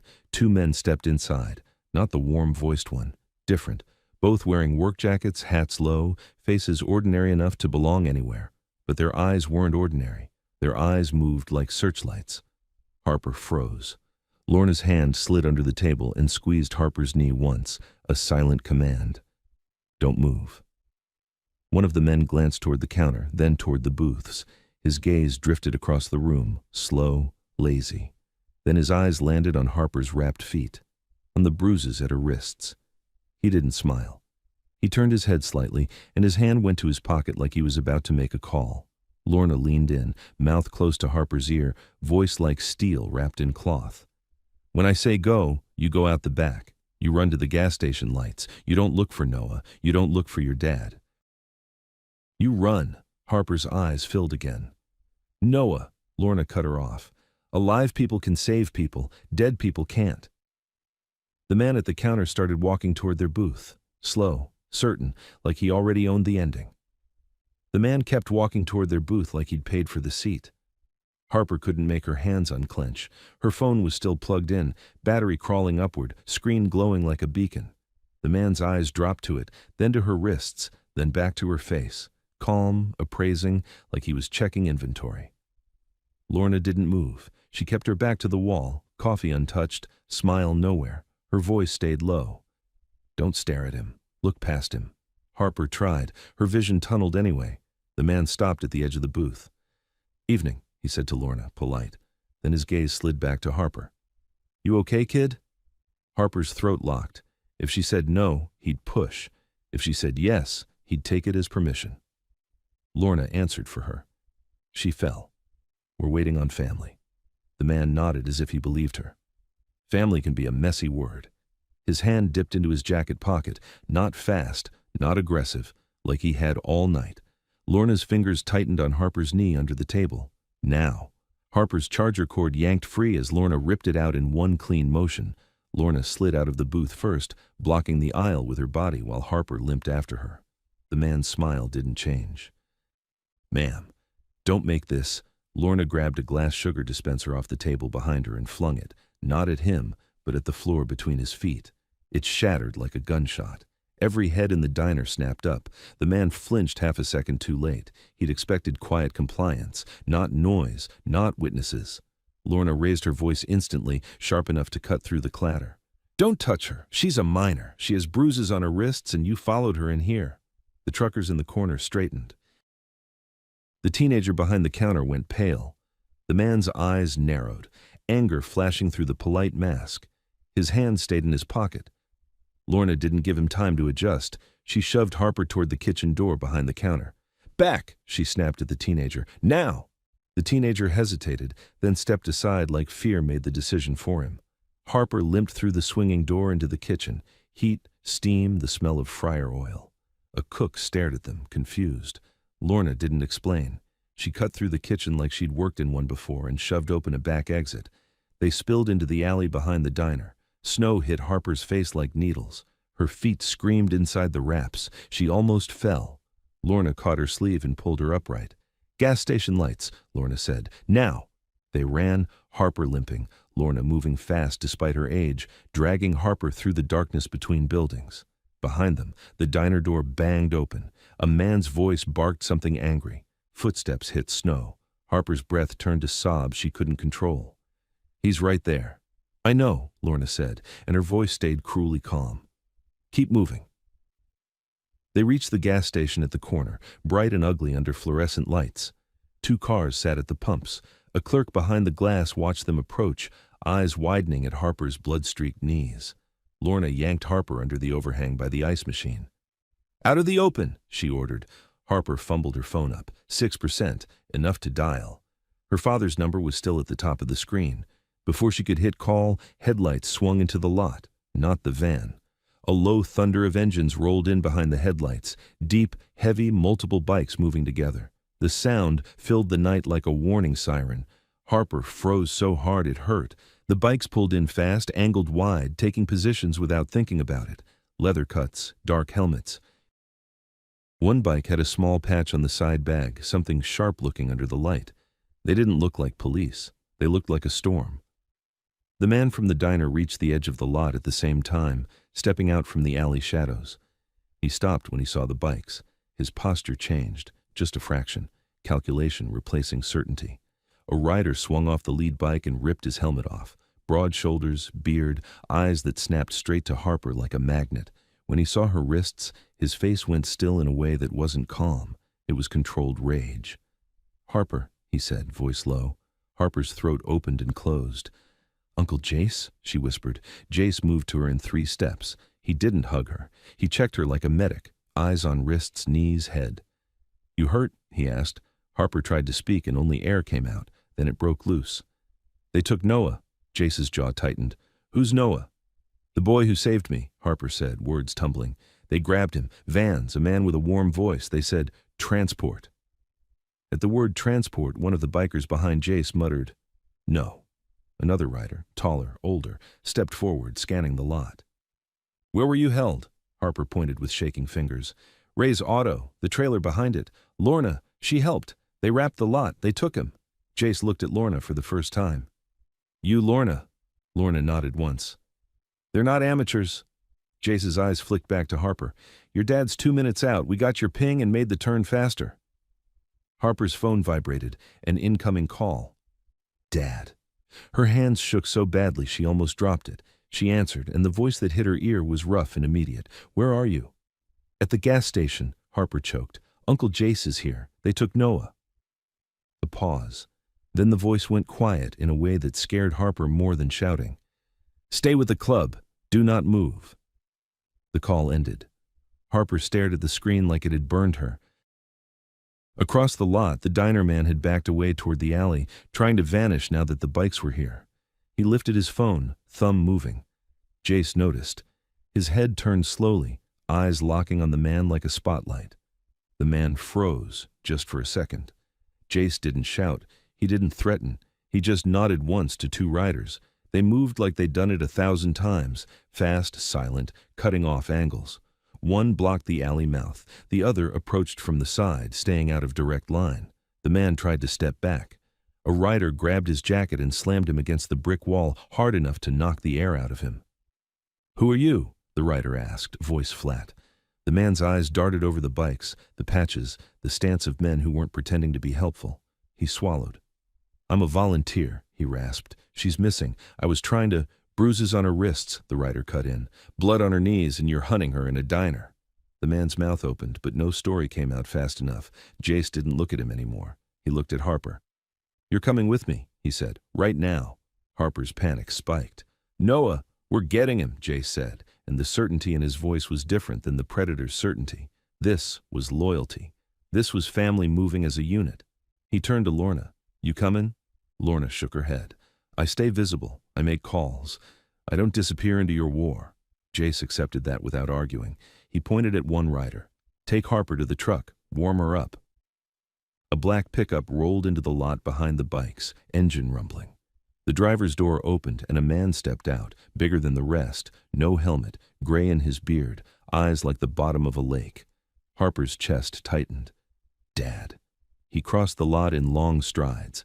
The air around him felt charged, like the night itself had stepped back. He didn't go to the diner man. He went straight to Harper. He stopped inches from her and looked her over. Wrists, feet, face. His eyes softened for half a heartbeat. Then he saw the marks again, and whatever softness existed, vanished. "You did good," he said to Harper, voice low. Harper's voice broke. "Noah saved me. They took him." Her father turned to Jace. "Where?" Jace pointed. "Ray's lot, 2 vans at least. Ex-cop types. They used the word transport." Harper watched her father's face change, not surprise, recognition. He nodded once. "Then we don't knock." Harper was guided toward the warm truck, heat blasting inside. As the door shut, she saw the bikers swing back onto their bikes in one smooth wave, engines firing up like a single animal. And for the first time all night, Harper believed Noah might still come back. The bikes rolled out like a black ribbon through snow, headlights cutting the dark into lanes. Harper watched from the pickup's rear window, breath fogging the glass, hands wrapped around a paper cup the gas station clerk had shoved at her without asking questions. Hot chocolate. Too sweet. She couldn't taste it. Her father drove with one hand on the wheel, the other clenched tight enough his knuckles stayed white. He didn't speed like a reckless man. He drove like someone who knew exactly how fast he could go without losing control. Jace's voice crackled through a radio clip to the dash. "We're 2 blocks out. 2 vans confirmed. One parked tight to the shop, one farther back. No lights."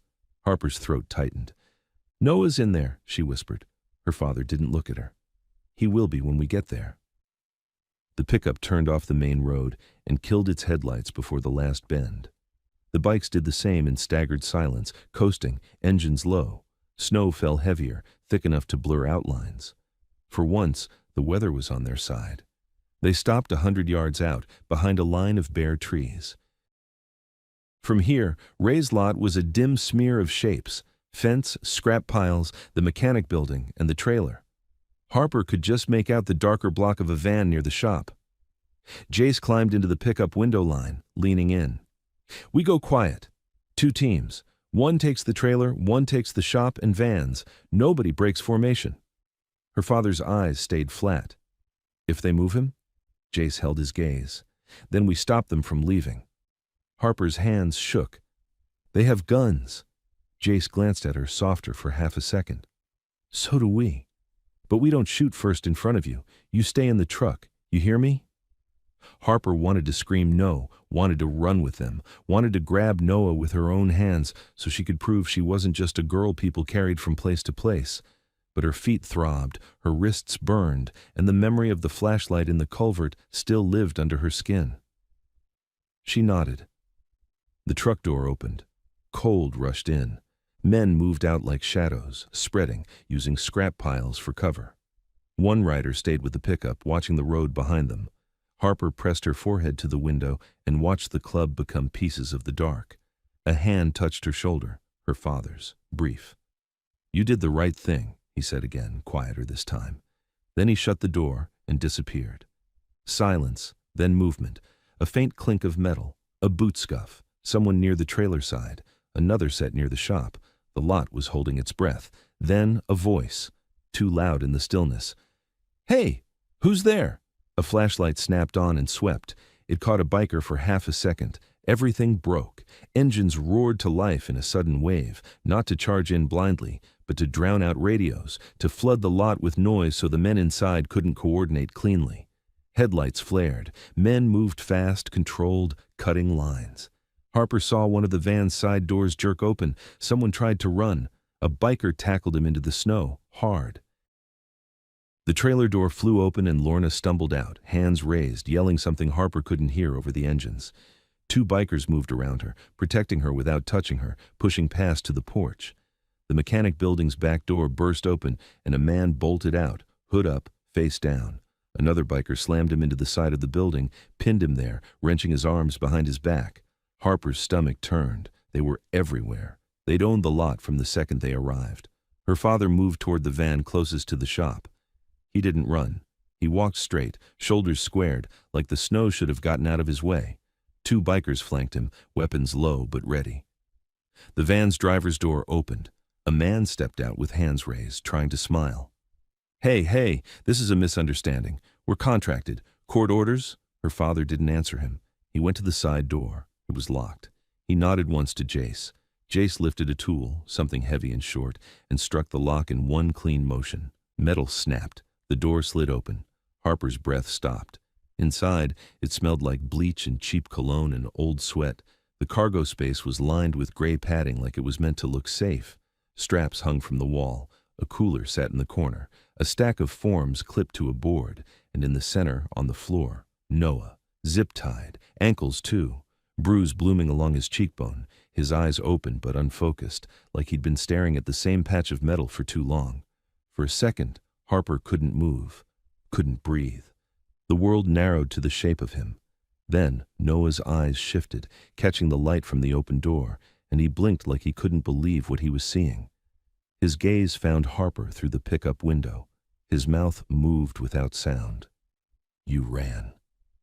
Harper's chest split open. She pressed her hand to the glass like it could reach him. Her father stepped into the van, knelt, and cut the zip ties with a knife so fast it looked practiced. Noah flinched at the blade, instinctive fear. Her father held his palm up, calm. "Easy," he said. "You're safe." Noah's voice came out rough. "Harper?" Harper's father didn't answer the name. He just lifted Noah under the arm and hauled him out of the van like he weighed nothing. Jace took the other side, steadying him. Noah staggered, legs half asleep, then caught himself. His eyes flicked wildly around the lot. Men pinned, vans blocked, bikes idling like predators. He looked like he expected this to be another trick. Harper's father guided him toward the pickup. Harper shoved the door open and tried to climb out, but her feet screamed and she stumbled. Noah saw her and reached for her without thinking. Harper grabbed his sleeve, fingers shaking. "I'm sorry," she whispered. Noah shook his head once, quick. "You got out," he rasped. That's good." Jace leaned close to Noah's ear.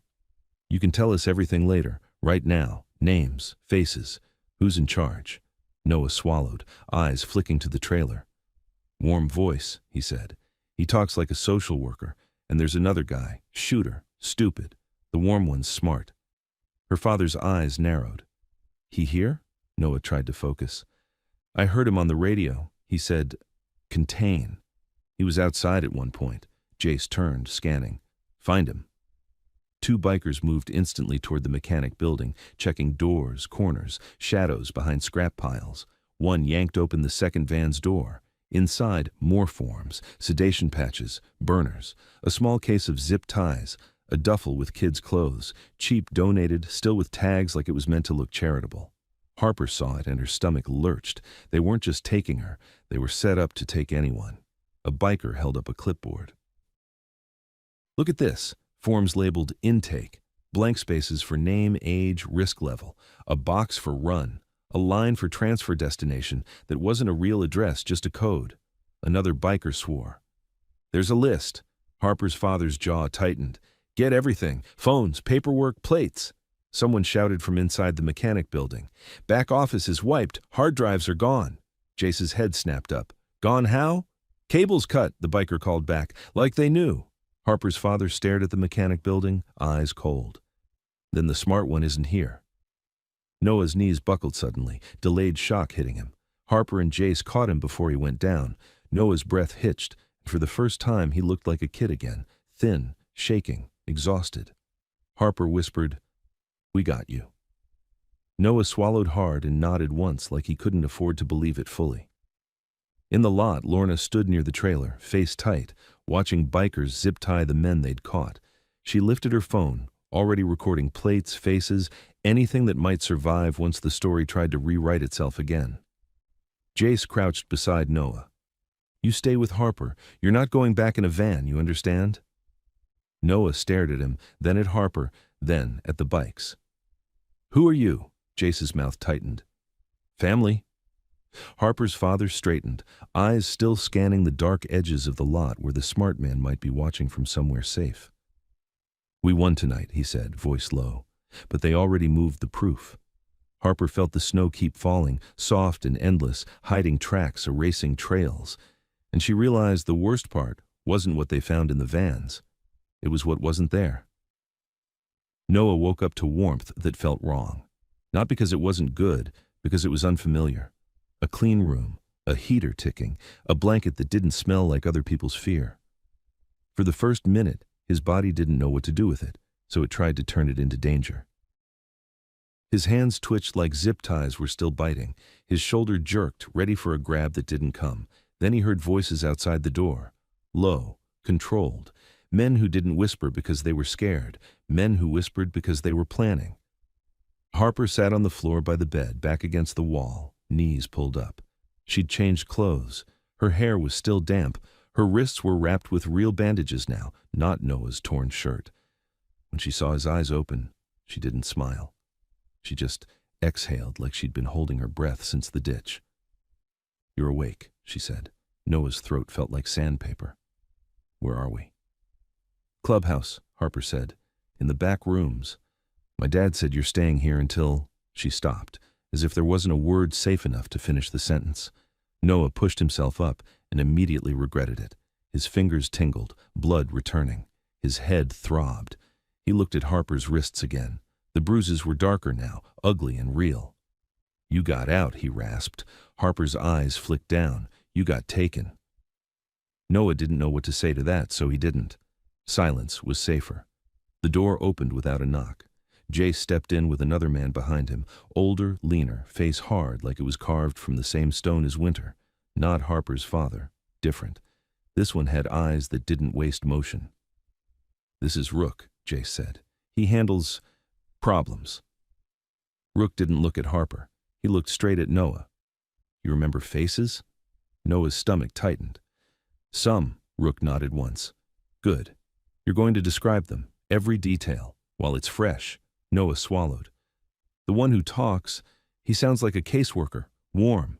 He said, "Disappear is an ugly word." Jace's jaw tightened. Rook's eyes sharpened, like that line meant something to him. "And the forms," Noah added. "In the van, intake, codes, like transfers." Rook glanced at Jace. "That's what Lorna said." Harper sat up straighter. "Lorna's here?" "She's safe," Jace said. "She's making calls." Noah's heart gave a small, confused punch. Safe. People kept saying that word like it could be a place. Rook stepped closer to Noah. "What's your last name?" Noah froze. I don't use it." Rook waited. Noah forced it out. "Carter, maybe. That's what the last home said." Rook nodded as if Noah had just confirmed the exact thing he expected. He looked at Jace. "He doesn't even know." "Know what?" Harper asked, voice tight. Rook didn't answer her. He pulled a folded sheet of paper from his jacket, freshly printed, edges crisp, and held it out to Noah. Noah didn't take it at first. Jace said quietly, "We asked a lawyer friend to run what we could with Lorna's info, not official channels." Noah's fingers shook as he took the paper. The top line made no sense at first. Case numbers, dates, estate seal. Then he saw the name. Noah Riley. He blinked hard. That's not me. Rook's voice stayed flat. That's you. Or it was before someone changed it. Noah's chest tightened. He skimmed down. Foster placements, transfers, new names, each one attached to a new county, a new emergency relocation, a new behavioral incident. The pattern was too clean, too repetitive, too deliberate to be random chaos. Harper leaned in, reading over his shoulder. They renamed you? Noah's mouth went dry. They can't. Rook's eyes didn't soften. They can when the people signing paperwork are part of the same pipeline. Noah stared at the page until the words blurred. A memory rose, standing in a school office while a woman with clipped hair smiled too wide and said, "New start, Noah. A new last name, a new story. Don't mention the old one. It's confusing for everyone. It hadn't been a new start. It had been erasure." Jace crouched a little so Noah didn't feel like he was being towered over. "There's more," he said. Noah forced himself to look up. Jace pointed to a line on the page. 3 sealed motions. Same judge. Same nonprofit recommended placement. Harper's face went tight. "What nonprofit?" Rook answered this time. "The one the vans hide behind. The one that helps at-risk youth with transport and stabilization."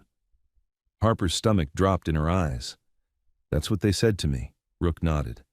"And they said it to him for years." Noah's fingers crushed the paper. "Why me?" Rook looked at him for a long beat. "Because you were moved too many times for the usual reasons. Kids get bounced, that's real. But your file," he tapped the page, "shows name changes, sealed documents, and a case flagged to restrict access. That's not normal. That's someone protecting something." Harper whispered, "Or hiding." Noah's breathing got shallow. The room felt smaller. "My parents, I don't even know who—" Rook's voice stayed steady. "Your birth certificate is referenced here, not attached. That means it exists somewhere. Somebody has it, and somebody didn't want you finding it." Jace stood. "We pulled plates from the vans. Lorna recorded faces. But the hard drives are gone. If we want the full network, we need leverage." Harper's father appeared in the doorway, quiet as a shadow. The air in the room changed immediately. Everybody's posture tightened like a gravity shift. He looked at Noah with something like respect, careful and controlled. "You saved my daughter," he said. Noah didn't know what to do with that. Praise felt like a trap. Harper's father continued, eyes cold now. "So we're not leaving you to the system that failed you. Not tonight, not ever, if I can help it." Noah's throat tightened. "They'll come back." "They will," Rook said. "And next time they won't use polite words." Jace nodded toward the paper in Noah's hands. "But now we have a direction. Your file is the thread. Whoever kept renaming you did it for a reason. We pull that reason into the light. The whole thing starts to shake." Harper's father looked at Harper. "You stay in the safest room." "You do not go outside." Harper started to protest. He held up a hand. "You're brave. That's not the question. The question is what they'll do if they get you again." Harper swallowed, angry tears flashing and then disappearing behind her pride. "Fine." Rook leaned toward Noah one last time. "You're going to sit with a lawyer in the morning, not a caseworker, not a judge, a lawyer, and you're going to tell them every transfer you remember, every name they called you, every place you slept." Noah stared at the paper again. Noah Riley. It felt like reading about someone else's life. Then he heard it, faint but real. Motorcycles outside, engines idling, club members arriving, doors closing, voices coordinating. For the first time in his life, a group was moving because of him, not against him. Noah's fingers loosened slightly on the page. "Okay," he whispered. Morning didn't bring peace. It brought paperwork, names, and a clock. Noah sat at the long table in a side room of the clubhouse, while a lawyer Harper's father trusted slid folders across the wood. Rook stood behind Noah like a wall. Jace paced near the door, listening to radio chatter from the main room. "Tell me what you remember," the lawyer said, pen ready. "Not what you think it means, just what happened." Noah's hands shook around a cup of water. He spoke anyway, Group homes, emergency transfers, a judge's name that kept repeating, the non-profit logo on clipboards, the same kind of van twice with different plates, the same line every time. For your safety. The lawyer's pen stopped twice, 3 times, as if the words finally formed a shape. Then Lorna walked in, coat still on, snow melting off the shoulders. Her face was gray with anger and sleeplessness. She tossed a phone onto the table, screen lit with a single email thread. "I got a bite," she said. Harper's father didn't ask how. He just leaned in. Lorna pointed. "A scheduler, low level, works under the non-profit. She's scared." "Says there's a run tonight." Rook's eyes narrowed. "Root?" Lorna nodded. "She'll give it, but she wants proof we can protect her." Harper, sitting in the corner with her bandaged wrists tucked under her sleeves, whispered, "They're taking more kids." Jace's jaw tightened. "How many?" Lorna looked at the screen like it offended her. "At least 6, maybe more. They rotate counties so no one tracks patterns." Rook moved instantly. "We intercept before county lines." Harper's father's voice stayed low and steady. "We don't shoot first. We don't hit the wrong people. We get kids out, we get evidence, we get the whistleblower out." Noah swallowed hard. "They'll have guards." Rook glanced down at him. "Then we don't fight fair. We fight smart." They split into teams like it was routine. Jace took bikes to shadow the route. 2 trucks would block the choke points. 1 car, quiet, normal, would pick up the whistleblower at a prearranged spot. Lorna stayed in the clubhouse with the lawyer, ready to push evidence to every contact she had the moment it existed. Harper's father looked at Noah. "You stay here." Noah flinched. The word "stay" hit like a cage. "I can help," Noah said, too fast. "I know how they move. I know what they say." Rook stared at him. "You help by living. That's the job." Noah's throat tightened, but he nodded once. Harper stood up, pain flashing across her face as her feet hit the floor. "If they move kids tonight, you can't miss them." Her father's gaze softened for a fraction. "We won't." Night fell heavy and wet, the kind of snow that swallowed sound. Noah couldn't sit still. He paced the hallway until Harper finally grabbed his sleeve and pulled him into a chair. "You did enough," she whispered. Noah stared at the floor. "That's not how it feels." A radio crackled in the other room. Jace's voice clipped. "Eyes on target. 2 vans. 1 marked as a youth services shuttle, 1 unmarked. They're rolling." Rook answered, calm. "Hold until they commit to the turn." Noah's stomach clenched at the word commit, like a crime had to become real before anyone could stop it. Minutes crawled. Voices rose and fell on the radio like waves. Then Jace again, sharper. "They're taking the bypass, 3 miles to the county line." Rook's reply didn't change. "Execute." Noah heard engines outside, club bikes leaving, trucks shifting positions. The clubhouse felt suddenly hollow, like the whole building was holding its breath. Harper's phone buzzed once. She glanced at the screen, then at Noah. "My dad," she said, and put it on speaker without thinking. "Keep her off speaker," Noah whispered automatically, but it was already too late. Her father's voice came through, tight and controlled. "We're in position. Stay inside." The call ended fast. Harper's eyes flashed with guilt. "I didn't," Noah shook his head. "It's fine. Just don't give them anything." As if the world wanted to prove him wrong, Lorna burst into the room again, face hard. "My contact says the sheriff is moving too. He's not in uniform." Rook didn't blink. "Of course he is." Harper went still. "The sheriff?" Lorna nodded. "He's part of it. He's the one who makes the calls become court orders." Noah felt something cold crawl up his spine. Men with badges had always been the last door you could knock on. If the badge was inside the house, there was nowhere left. The radio snapped again, urgent now, a different voice, one of the riders. "Contact! They spotted the block!" A burst of noise, tires shouting, metal grinding. "Jace, van 1's turning, van 2's pushing through." Rook's voice stayed steel. "Disable tires, don't let them cross the line." Noah gripped the chair so hard his fingers hurt. He could see it in his head, a sliding door, hands, zip ties, kids crying into winter. Then, over the radio, a sound that made his stomach drop, screaming. Not Harper's, younger, multiple. Harper covered her mouth. Jace's voice cut through, loud. "We've got kids! Repeat, we've got kids! Doors are open!" Noah's lungs unlocked a little. Harper's eyes filled with tears she refused to let fall, but the radio didn't go quiet. It got worse. "Sheriff's vehicle!" someone shouted. "He's here!" A new voice came over, rough and furious. "Back off! This is an authorized transport!" Authorized. The word hit Noah like a slap. Rook leaned over the radio, voice like a knife. "Put him on camera!" Seconds later, a muffled struggle in the background. Then, Jace again, breathing hard. He's armed. He's trying to grab a kid. Harper's face went white. Her father's voice came in, lower than everything else, deadly calm. "Touch one child and you won't leave this road." A pause. A tense, stretched silence where everyone waited to see what the sheriff believed in more, his badge or his money. Then, a new sound. A phone recording notification, someone narrating plate numbers, faces, time, location, evidence being made in real time. Jace. "Sheriff's backing off." Rook. "Secure him anyway." A thud, a grunt, zip ties again, but this time on the right wrists. Jace's voice finally softened. "Kids are safe, 6 recovered, 1 van driver ran." Rook cut in. "Let him. Follow from distance. He'll lead us to the nest." Noah's chest tightened. "Follow. Nest." The fight wasn't over. It was shifting. Lorna exhaled like she'd been holding her breath for years. "Send everything," she said to the lawyer. "Now, before someone makes it disappear."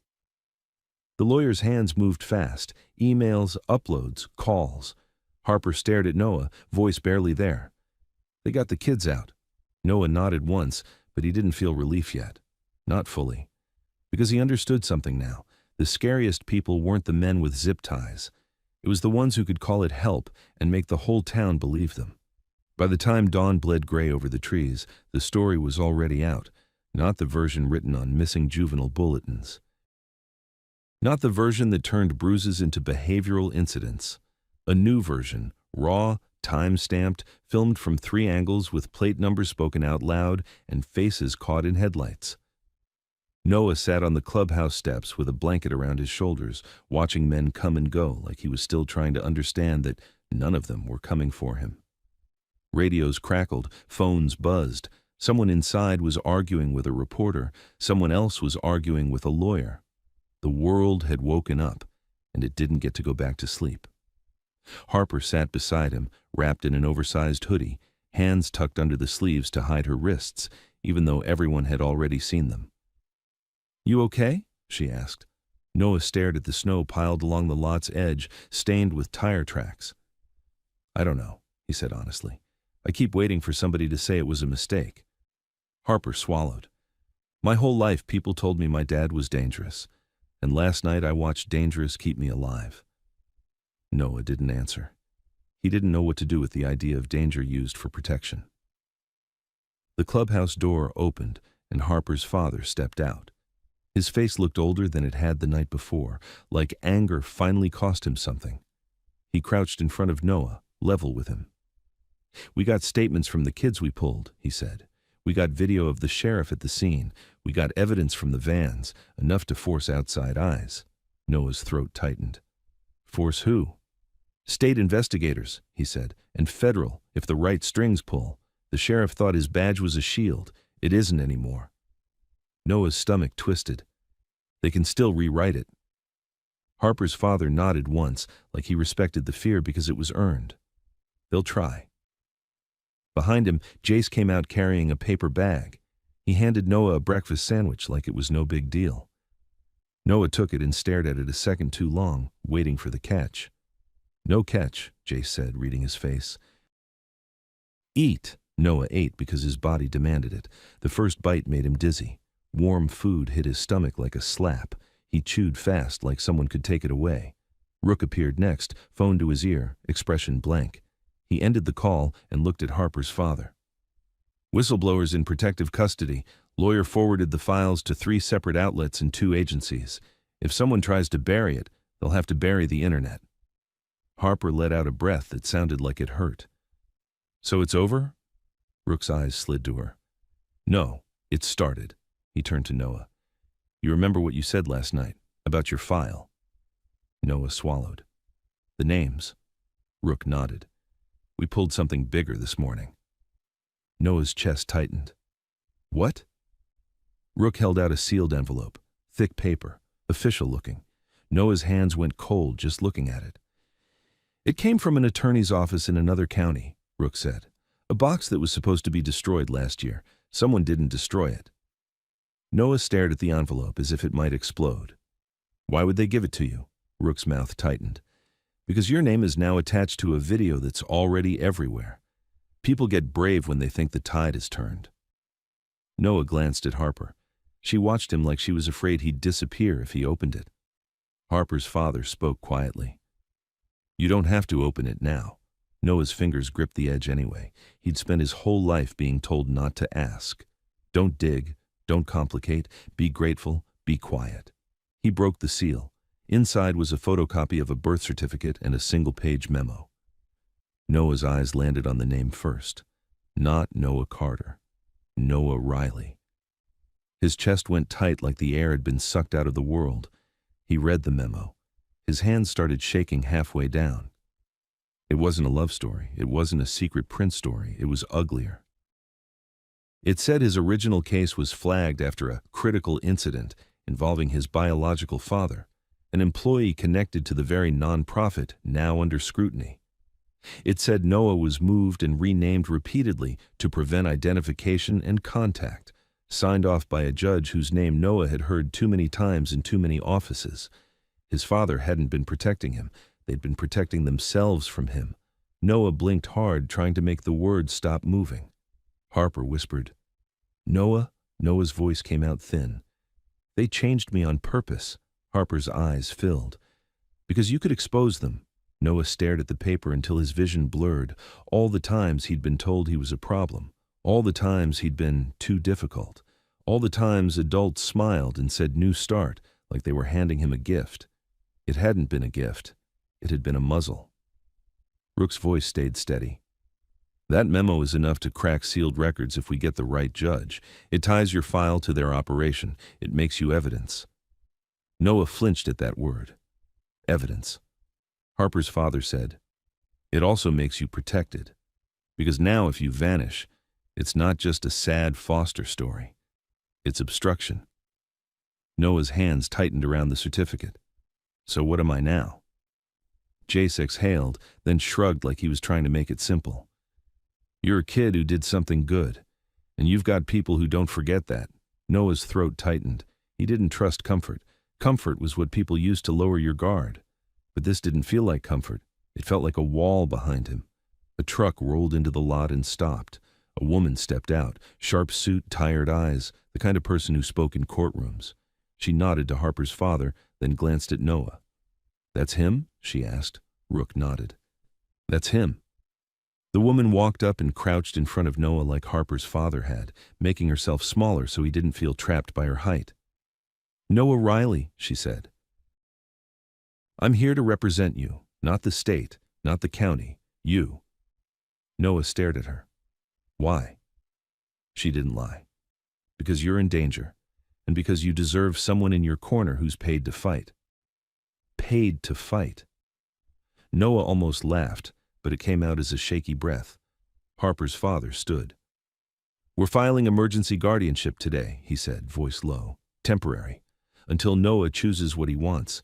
He will not be moved without counsel present. He will not be interviewed alone, and no one from the system touches him without us. Noah's heart slammed. Guardianship? Harper turned toward her father, shocked. Dad, he cut her off gently. He saved you. He doesn't go back to the people who sold your safety as paperwork. Noah's mouth opened. No words came. The lawyer slid a simple form toward him. You don't have to sign anything right now, she said, but you should know what's possible. Noah looked down at the form. It wasn't a miracle. It was a door. And doors were terrifying when you'd only ever known locks. A phone buzzed in Rook's hand. He checked it, eyes narrowing. The van driver who ran. He got picked up 2 towns over. He's talking. He's naming names. Harper's father's jaw clenched. Good, Harper whispered. Is it over now? Rook shook his head. Not today, but it ends. Noah stared at the birth certificate again, the name printed in clean black ink. Noah Riley. It looked like a stranger and a home at the same time. Harper nudged his shoulder lightly. You can keep the name you want, she said. No one gets to steal it again. Noah swallowed hard. His eyes burned, but he refused to let tears fall in front of men who had turned survival into a religion. He folded the papers carefully, like they were fragile. Then he looked at Harper's father. "If I stay, it's not because I owe you." Harper's father nodded once, solemn. "Good. Stay because you choose it." Noah held the envelope tighter and felt for the first time that the future wasn't a place he had to run from. It was a place he might actually reach,